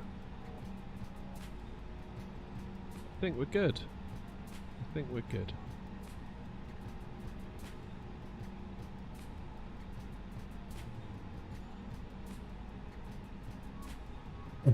3080 was the card. The one I was trying to get, in fact. I'm still not happy about you getting one. For £50 more than I paid for my 3070, no less. I was just desperate, really. Like, I saw a 3070 for 600 and I was almost like, oh, that's a good deal, based on the current mess of the market at the time.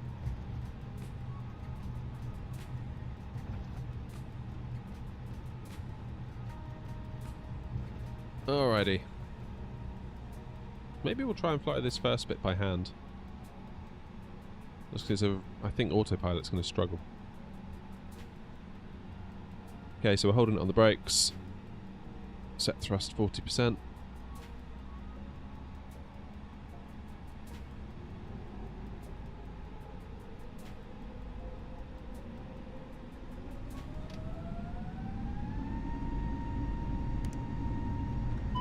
Flight attendants, please prepare for takeoff. There we go.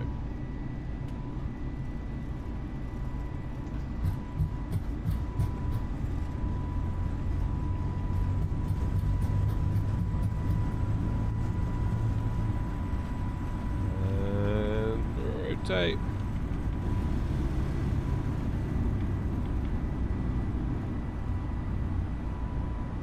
Positive rate.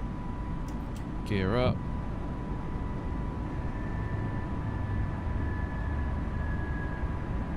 Absolutely awful FPS.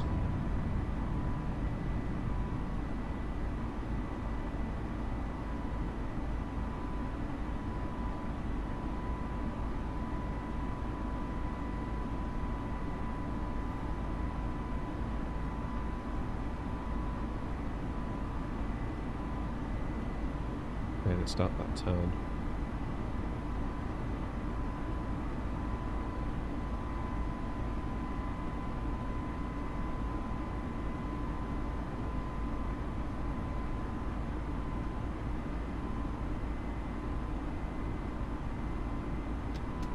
Leave us back into climb.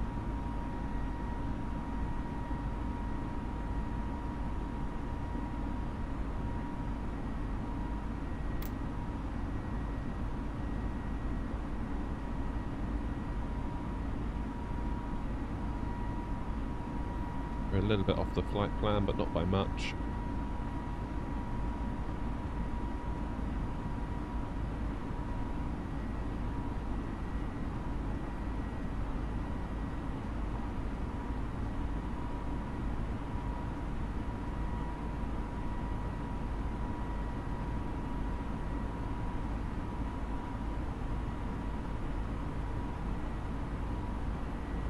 Standard pressure.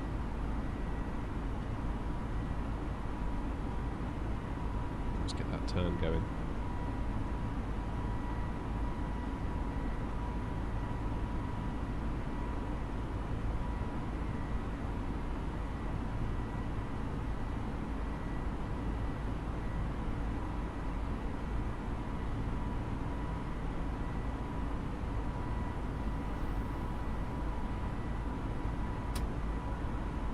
Now, what happens if I do autopilot now? What will it do?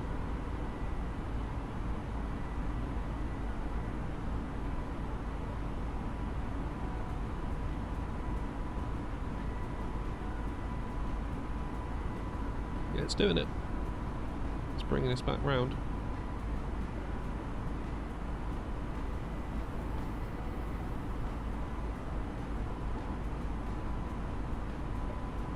It is depressing how well the plane flies itself. When you think about the mess that I make of it as a human, whereas the computer is so precise, it just does it almost without issue at all.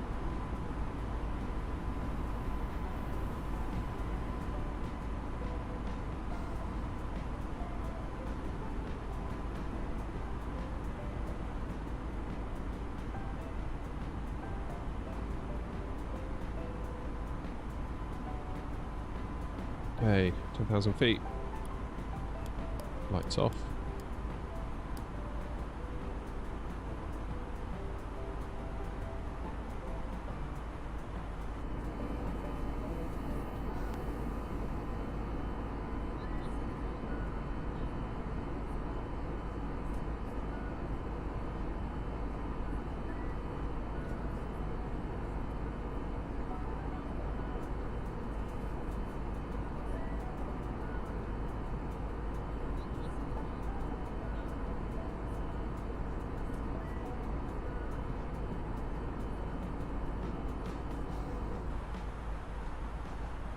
Okay, disarm our ground spoilers.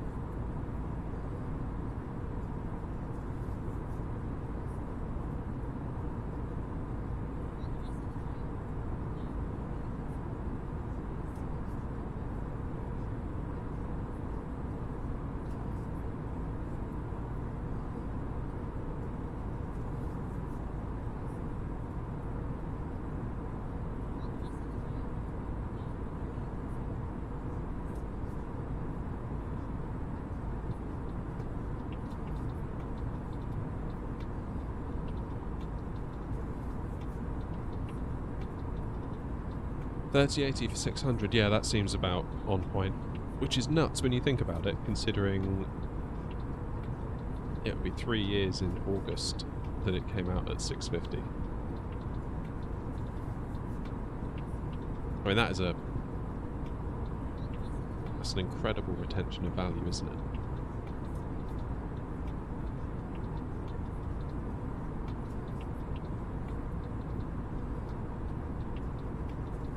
The only issue I've got with my 3070 is that one of the HDMI ports doesn't work, so I may get beaten down on price for that.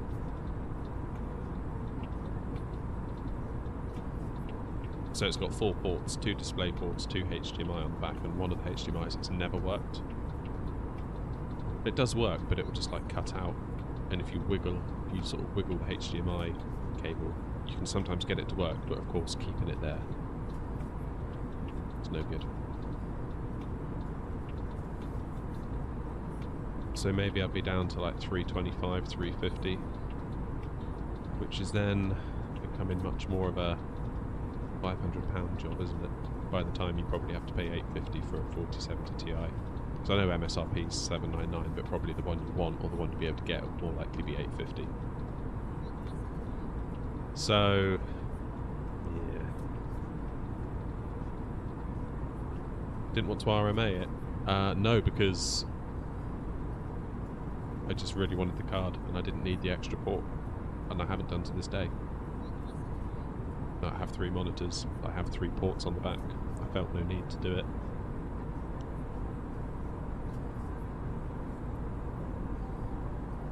And I'd be without a GPU.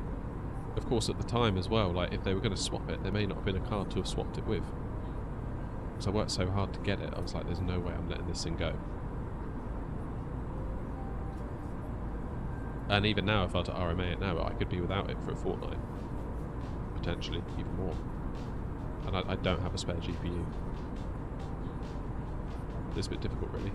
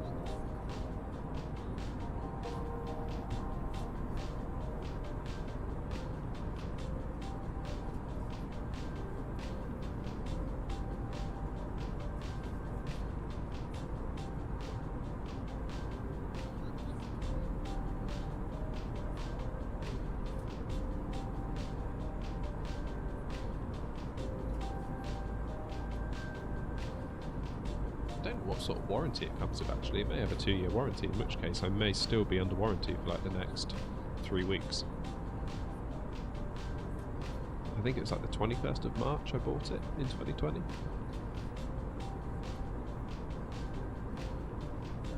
crazy to think that this time, 2 years ago, I was just scouring the internet every single day to get that GPU.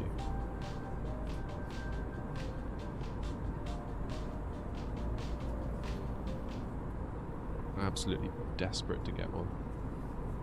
To the point where I wrote my own little bot to to try and scan the websites quicker than the Discord ones could, because it felt like the Discord stock bots were good, but my phone, I would always get like the push notification not quite as quickly as everyone else, it seemed, because by the time it had gone off, you'd get to the site and it would be just gone.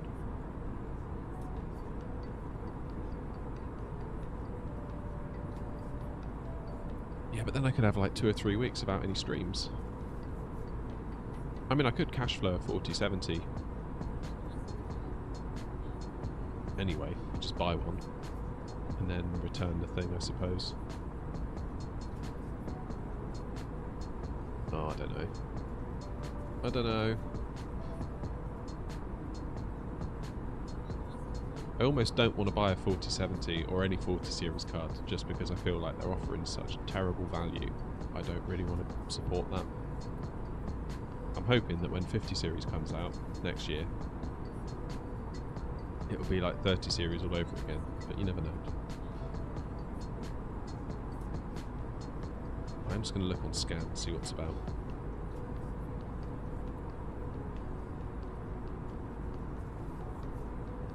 Okay, on the old laptop.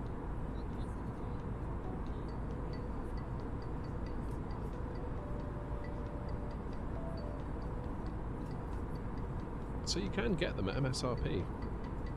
I could pre-order one that would be here on the 10th of March, a Gigabyte Eagle 799.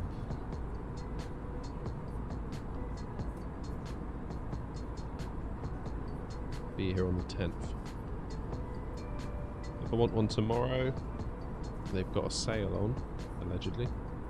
Paylit, $839. PNY, $839. Zotac, $859.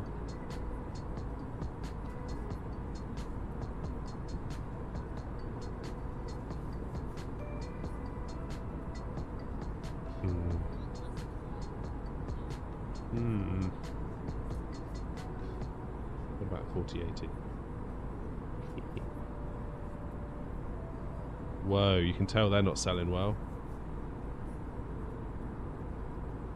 You get one tomorrow and they're almost all at MSRP.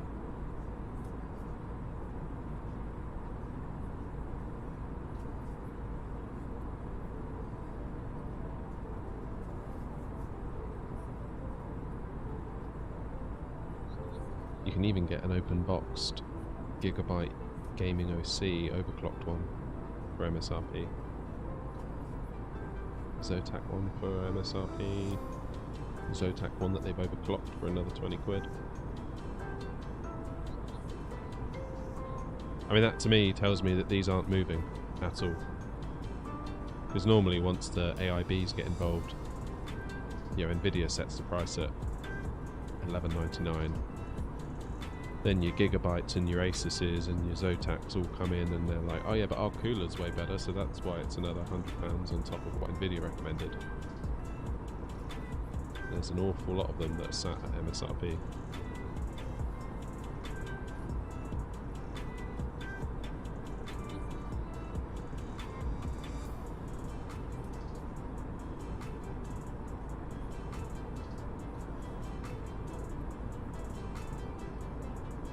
$4090, however, is not the case.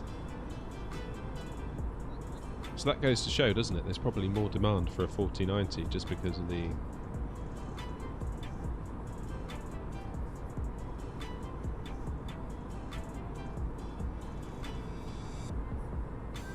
the 4090 should be £1,600, I think.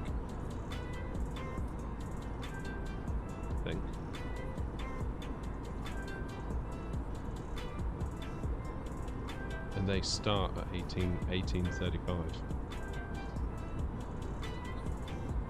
You can see why, because like that, I think the 4090 is basically the only card in the range that actually represents some value, even though it's loads of money still.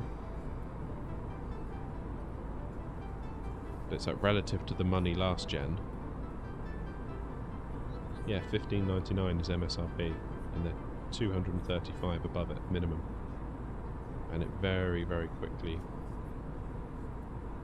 creeps up. You know, $19.49 for a Gigabyte or you can get a refurbished Zotac one, so I guess that means that someone's bought it, used it, didn't like it, sent it back. $16.79, so you pay an extra 80 quid over sticker price, and it's been opened and used and possibly messed with. Again, demand for the 4090, not so much for the other two, which makes sense.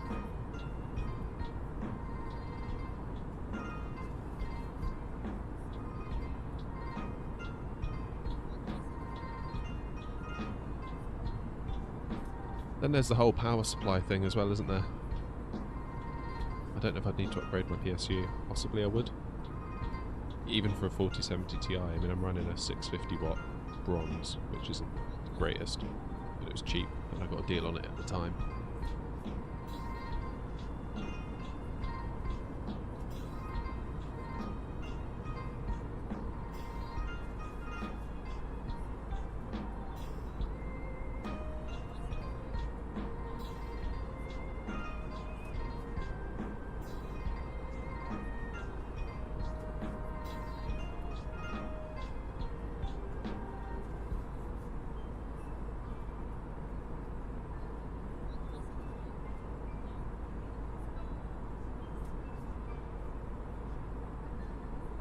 Plus my nice fancy cables wouldn't work with it either, because I'd have to use that hideous adapter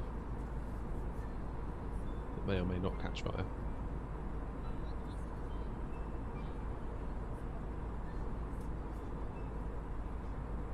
How much are the AMD cards? Did they come down at all?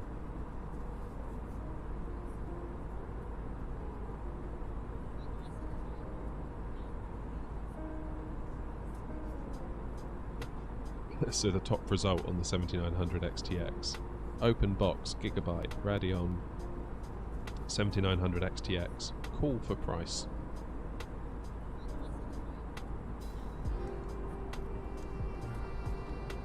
Bevy, you're back.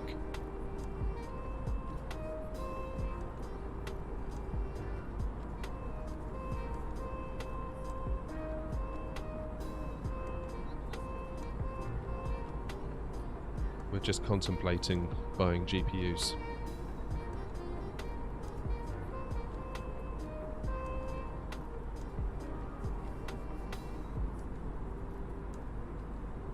Yeah, so the XTX is above MSRP by about £100, which again probably indicates demand. About the 7900 XT, yeah, so that's beneath MSRP. People probably don't want those. We've just reached our cruising altitude for the flight. As it begins to settle in, I do want to remind you to please keep your feet elbows clear from the aisle as the flight attendants will be coming through the cabin and the galley car. You made your own paper plane for X-Plane 12. Of course you have, baby. Baby. You and that paper plane, eh?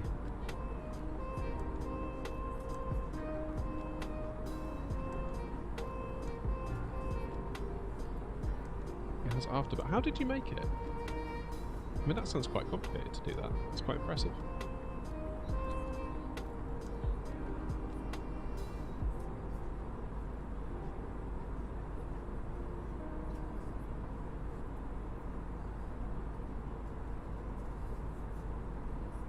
Hope you're taking it nice and easy, baby. Rest up. Oh, that was horrible. Just drank some coffee and it was cold. Ugh.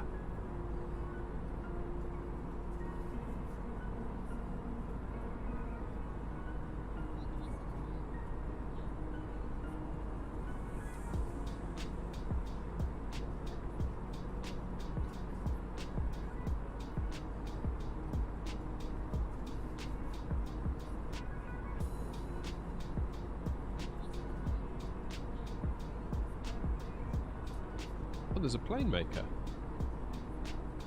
That's pretty cool.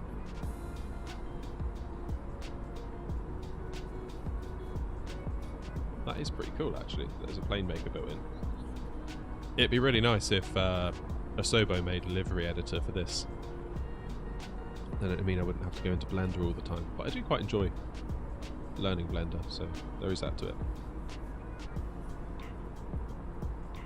I've been looking at 3D printers as well. That's another reason not to buy a GPU, so I can have money for a 3D printer.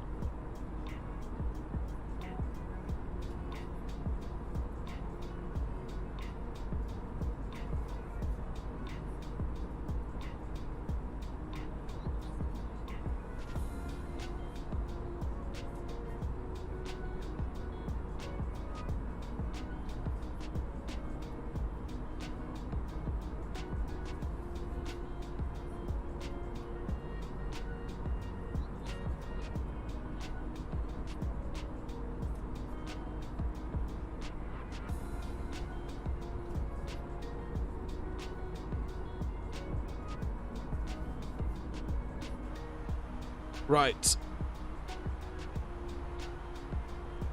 How far away are we? 211 miles. Do we have any restrictions on the way down? 5,000 feet. Okay. And that is 17 miles from the runway. We need to be at 5,000 feet. So, in about 190 miles. We need to be there. So what are we at now? 36,000. 108 miles.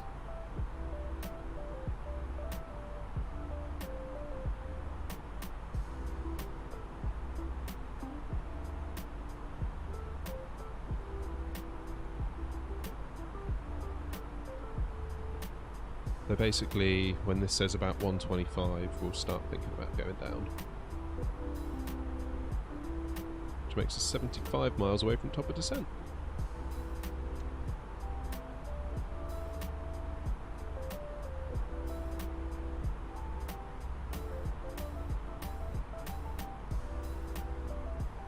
Yeah, liveries are tough. Making the liveries, I mean, this isn't a particularly complex livery, it's hard enough, but gave me a whole new respect for those that actually make them. You know, like you go onto flightsim.to and there's just so many. And they all look really good. Like, really good. There's a lot of talent out there. That's for sure.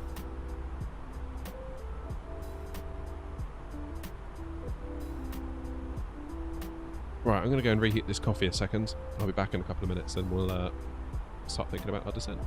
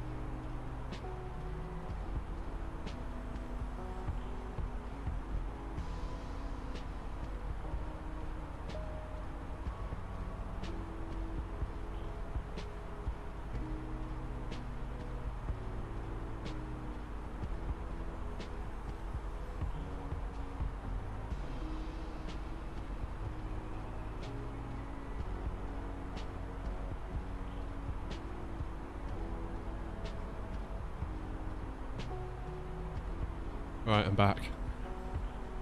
With a hot coffee. Baby.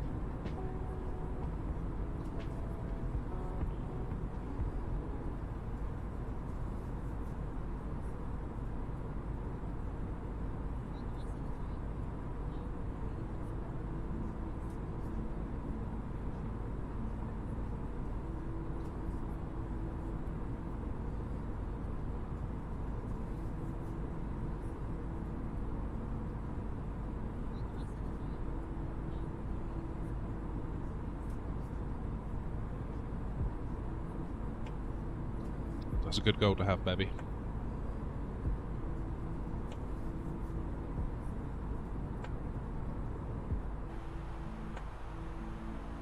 Right. So we're 151 miles out from the runway.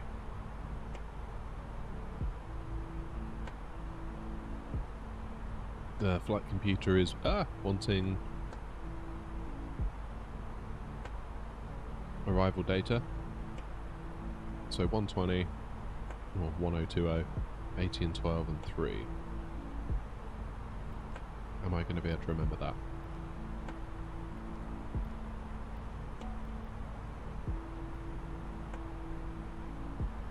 The 80 and 12, was that right? For the wind? Yeah, and then 3 degrees.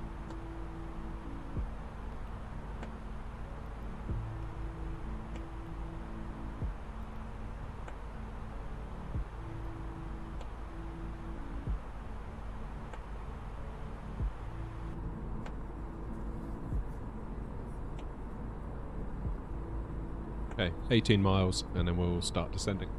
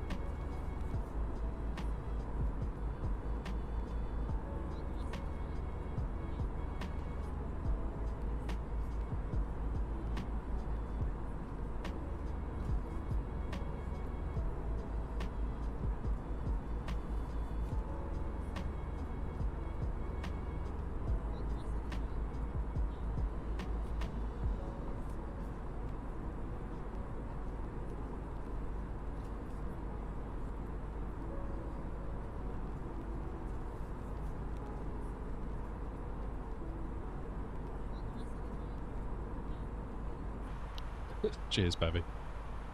Right, that's top of descent. Head down to 5,000. So, throttles have gone to idle. We're in DES mode for descent. See the throttles dropping back.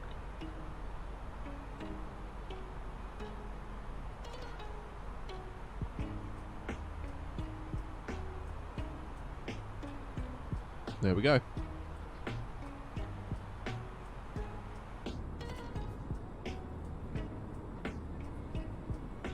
From the flight deck, ladies and gentlemen, as you may have noticed, we have begun our initial descent down to our destination. Now would be a good time to wrap up any business you need to take care of as we prepare for approach. If you are up, once you return to your seat, we ask that you remain seated until the aircraft arrives safely at the gate. Flight attendants, please prepare the cabin for arrival.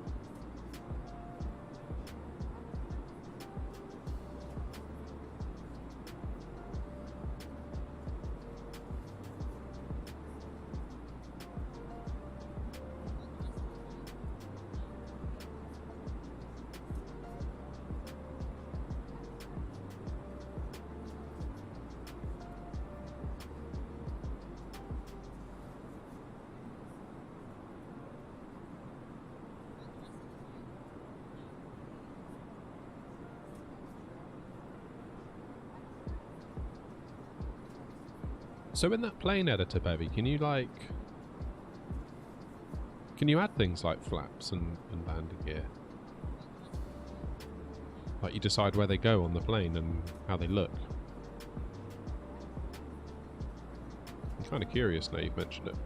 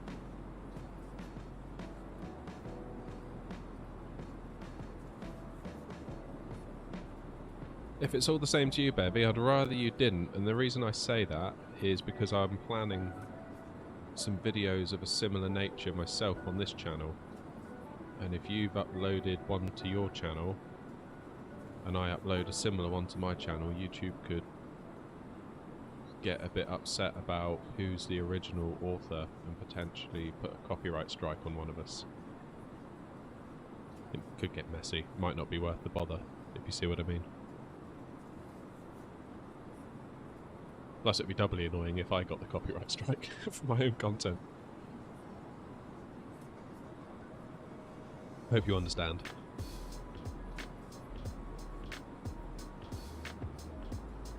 Wessom, how's it going?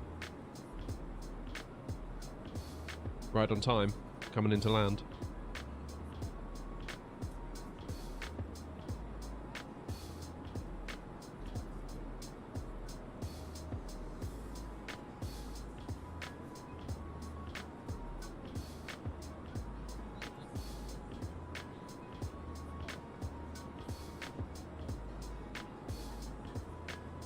Yeah, baby, I've had a couple of ideas for maybe using the live stream, because I record them as well as stream them, so I was thinking about maybe I could do like a speed run of a live stream or something as a video. I'm always very cautious of how YouTube works with that kind of stuff. Who it considers to be the original author of the content, and then who it decides to punish if it sees duplicate content across multiple channels. It could get a bit messy.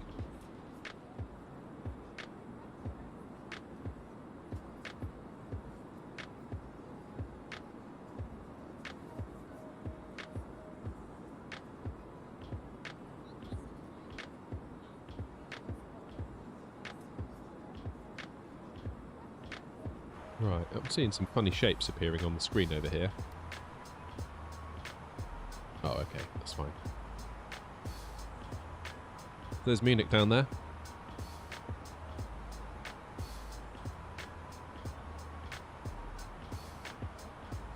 Yeah, not meaning to be rude, Bevy.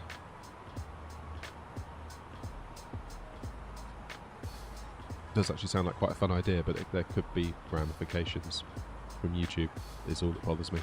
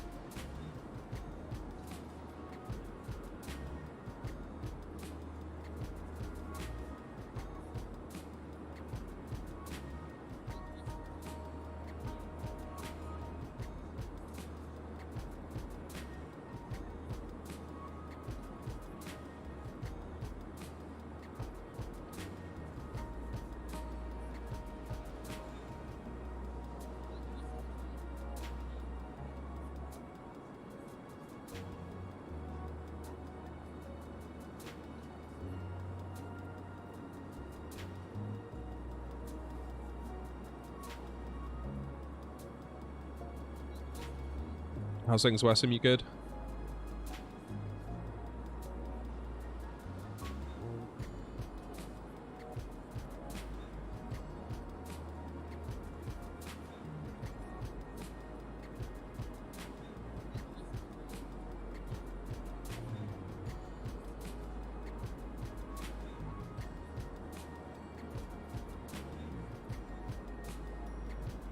A little bit of speed brakes now to help us get down to 250 knots in time for 10,000.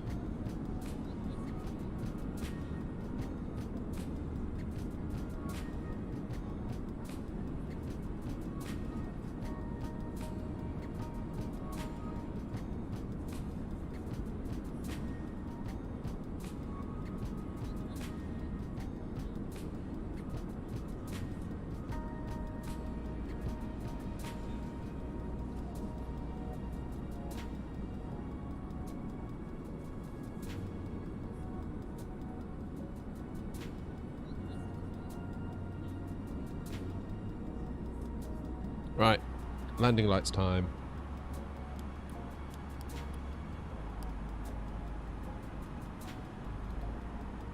Auto brake medium.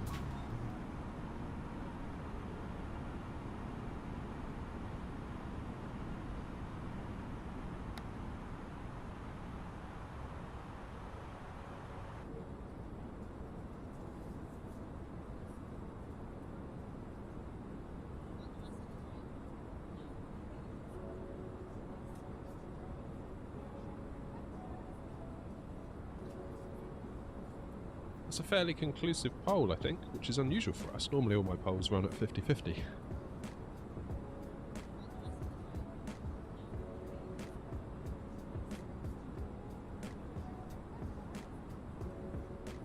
It does kind of mean that maybe buying something like an A330 might be a waste of money if we keep doing shorter routes like this. It's nice to have variety, I suppose. If we keep doing short routes, we'll probably get bored of short routes, and it'd be nice to do a long route, so I don't know. I don't know, it's so hard to get it right.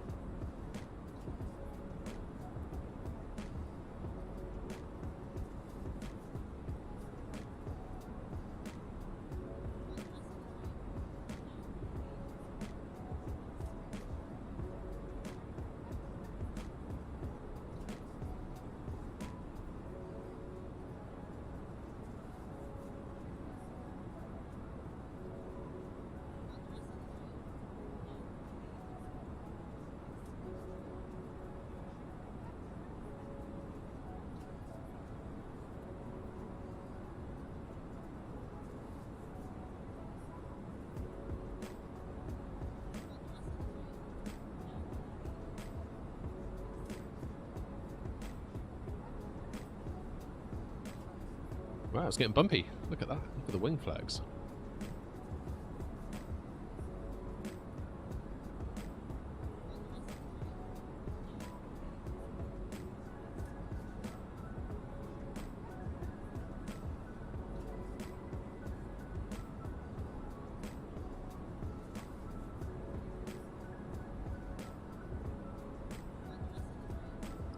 Definitely quite gusty. Look at that.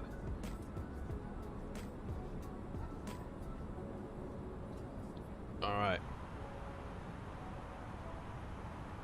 Was it 1020, wasn't it, for local pressure? Yes, it was.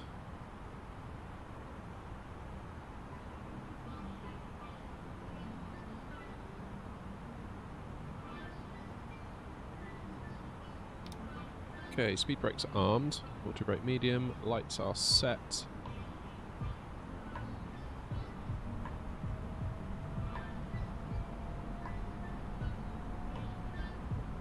Maybe you change your profile picture, or you're on a different account.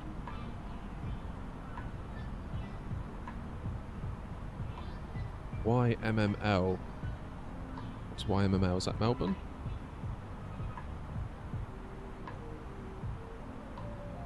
What's YBLT?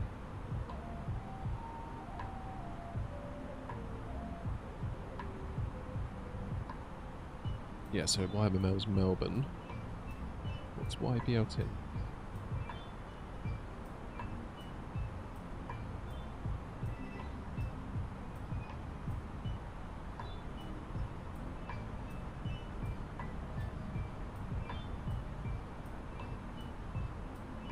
Yeah, Melbourne and then Ballarat. Is that right? Am I saying that right? Ballarat? Ballarat?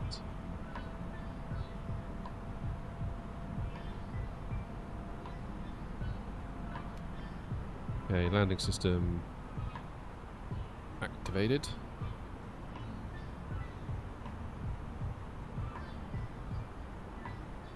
Now we've got a turn coming up.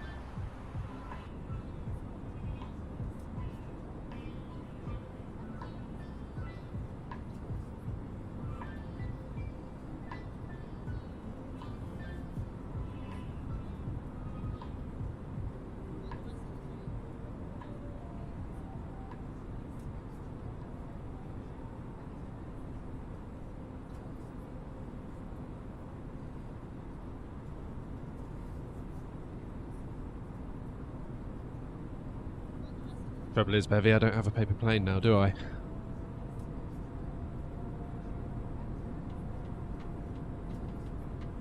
feel like we need to get back in the 737 this week.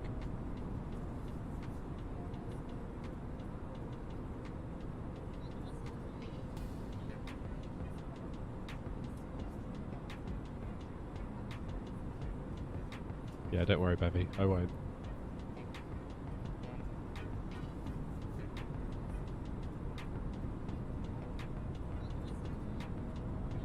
I still blame you for that last time. I was too busy talking to you in the chat. It's your fault. Not mine. Despite the fact I was the one flying the plane.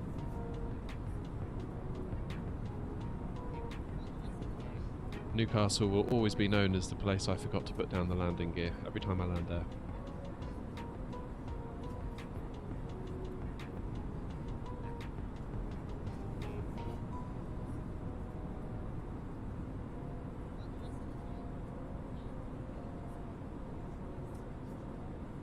Whoa, we are definitely getting bumped around.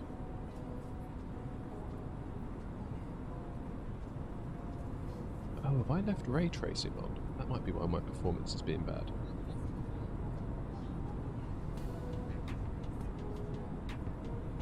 I should turn that rubbish off, really. That's not going to be helping.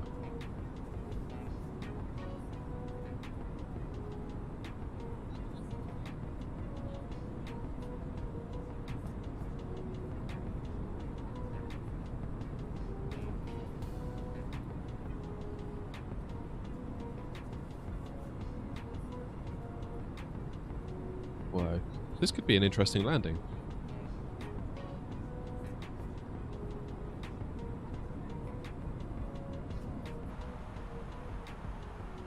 Alright, decel coming up. Not far for decel. Where is it? Yeah, so we're at 5,000 feet, which is where it wants us.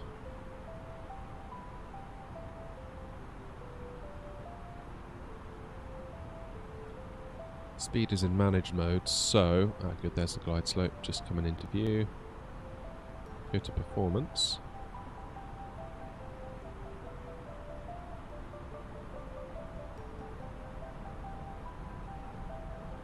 Activate approach mode.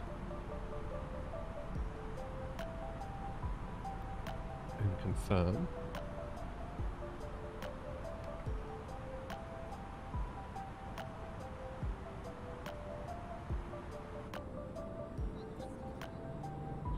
First stage of flaps out.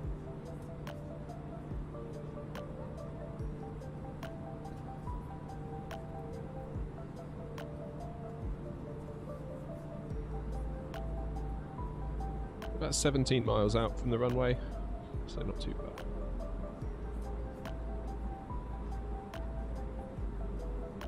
.20 knot headwind, so I need to be careful not to overflare if that headwind persists.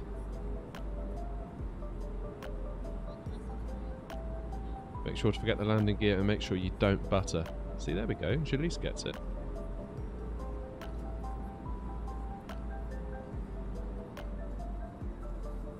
That's the way to do it.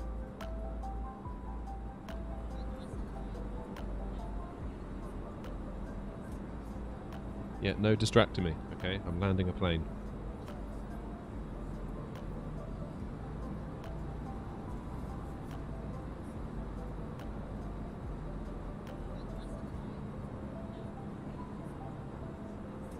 Alright, let's get those flaps out.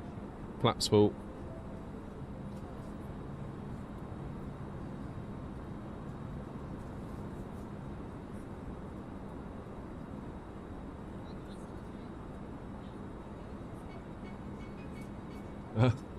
My head of business development is at it again.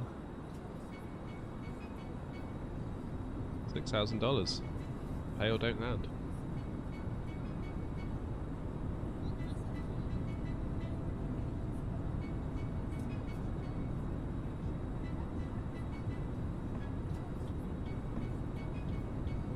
How was my day? My day's only really getting started here, Bevy.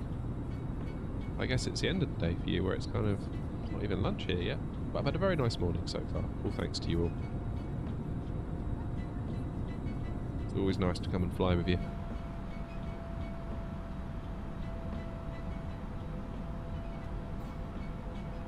As my old teacher would say, this has been the best Wednesday I've had all week.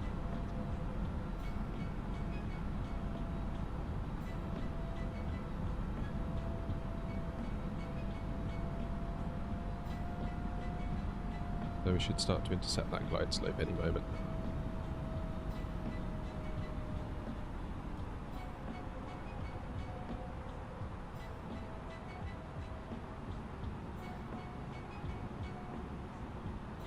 It's midnight. Oh right, so we're exactly 12 hours apart then. Yeah, so it's midday here.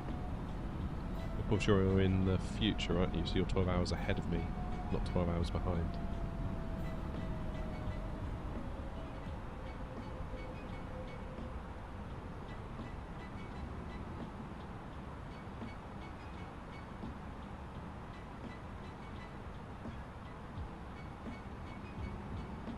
There we go, there's a glide slope.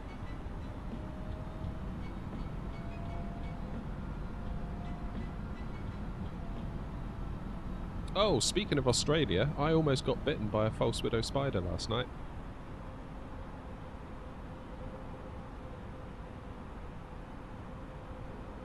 Or the night before, whenever it was.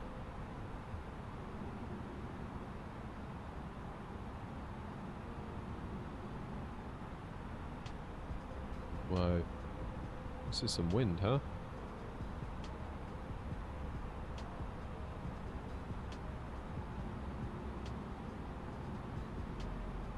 $2,500.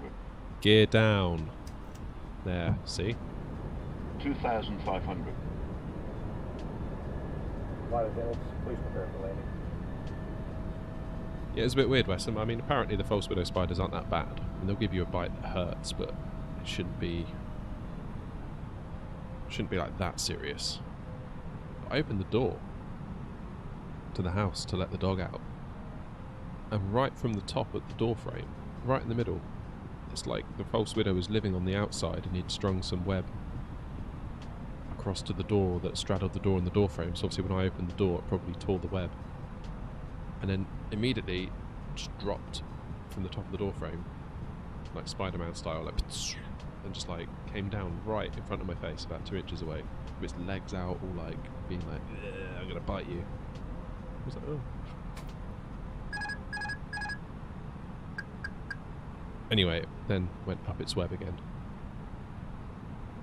and went up into wherever it is it lives. Whoa, this is bumpy. This is bumpy. Oh yeah, gear up. Thank you, Jalise.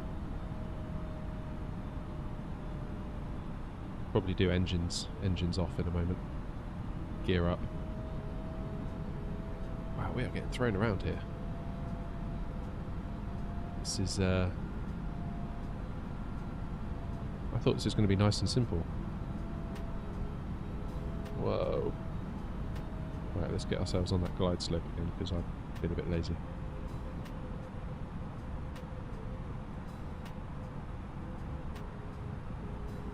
Whoa. This is so windy. Can't believe it. I mean, the wind is sort of in our direction. There's a headwind, so it's in our favour rather than it being a crosswind, but it still really throws you around.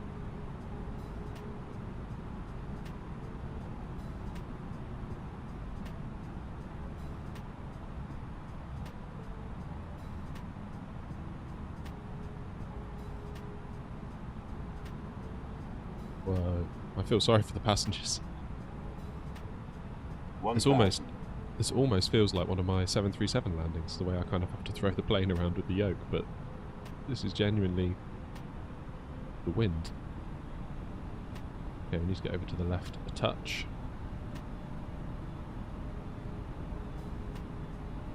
Whoa, that was a downdraft. Let it. This is nuts. It almost feels like the sim is broken.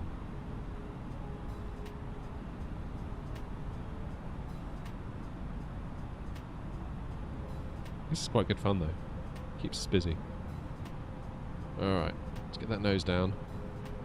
Notice a plane in the middle of the field there.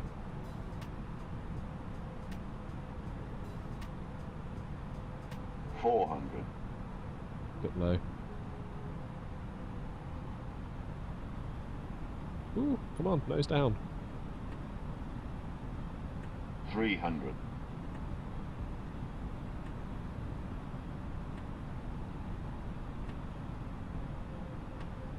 200.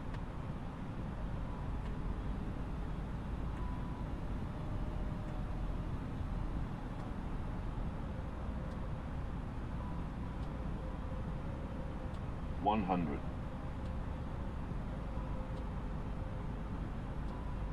50, 40, 30, 20, 10, 5.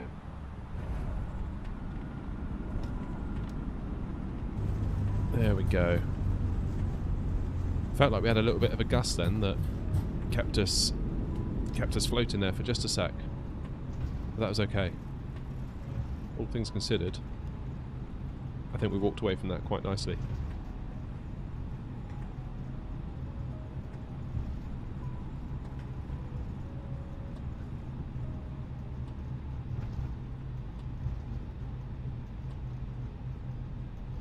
That'll do nicely.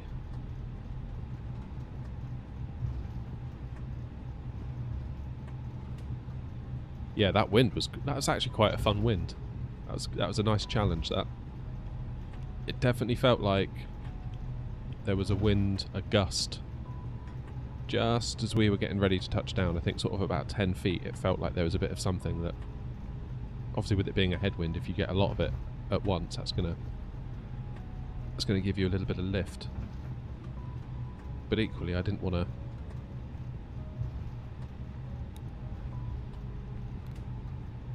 I didn't want to risk a hard landing either, so we were completely within range, I think, of that being acceptable.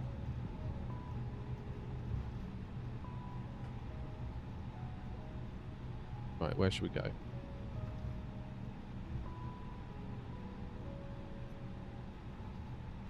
Well, there seems to be a motorway right next to us, which there is, I think, in real life, but I think the sim has completely failed to render it.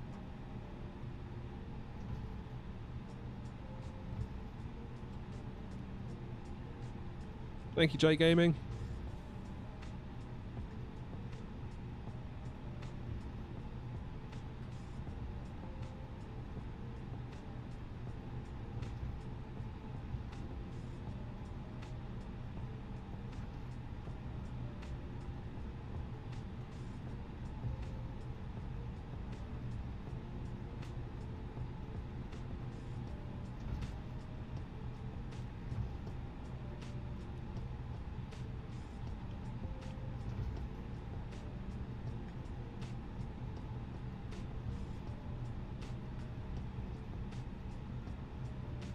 So are you able to do much bevy at the moment? Are you like on crutches, or are you able to get around?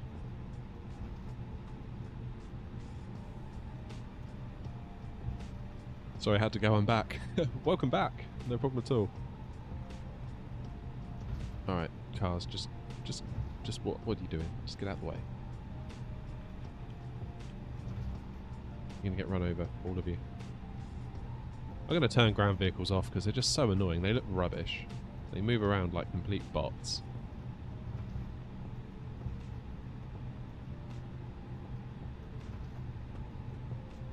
Hey, no worries, Elise. Appreciate you coming by.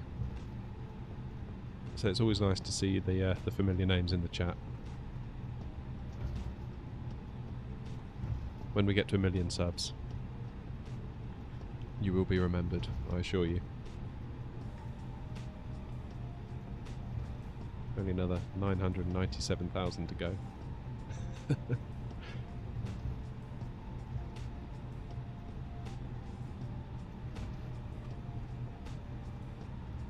Can you not see there's an A320 coming towards you? What are you doing? Get out of the way. Right. Sorry, bus. So sorry. I'm not sorry. What am I talking about? Now, where was our gate? It was that one there, wasn't it, on the right? Let's see if we can get back where we started. Nearly 3 hours ago.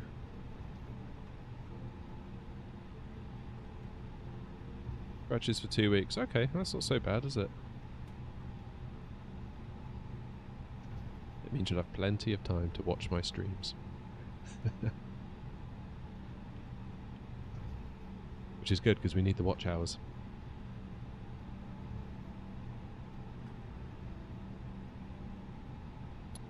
Now then, I feel like I'm getting lost.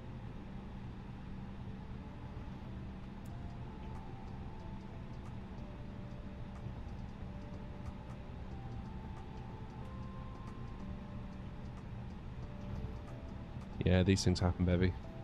You know.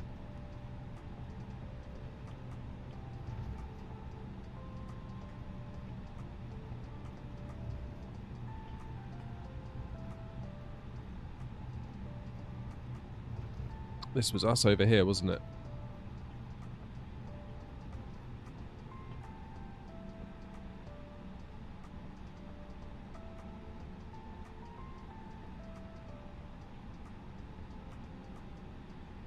There's a van parked in our way. That's our gate. Get out of the way.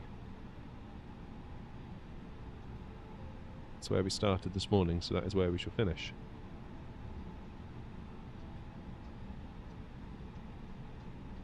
This is Munich.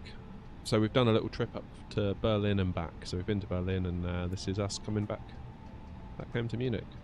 Just in time to run over this poor van. Crunch.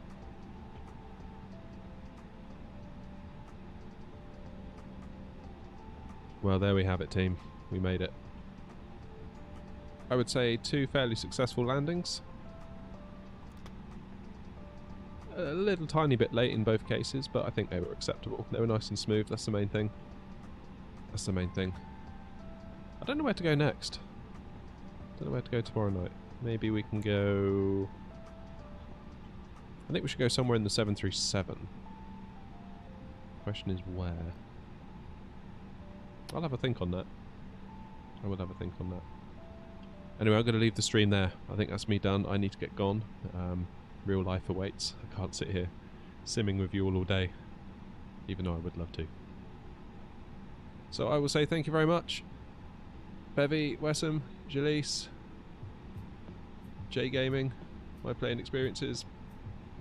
Nice to see you all. Thank you for joining us. And I'll see you on the next stream. Take care.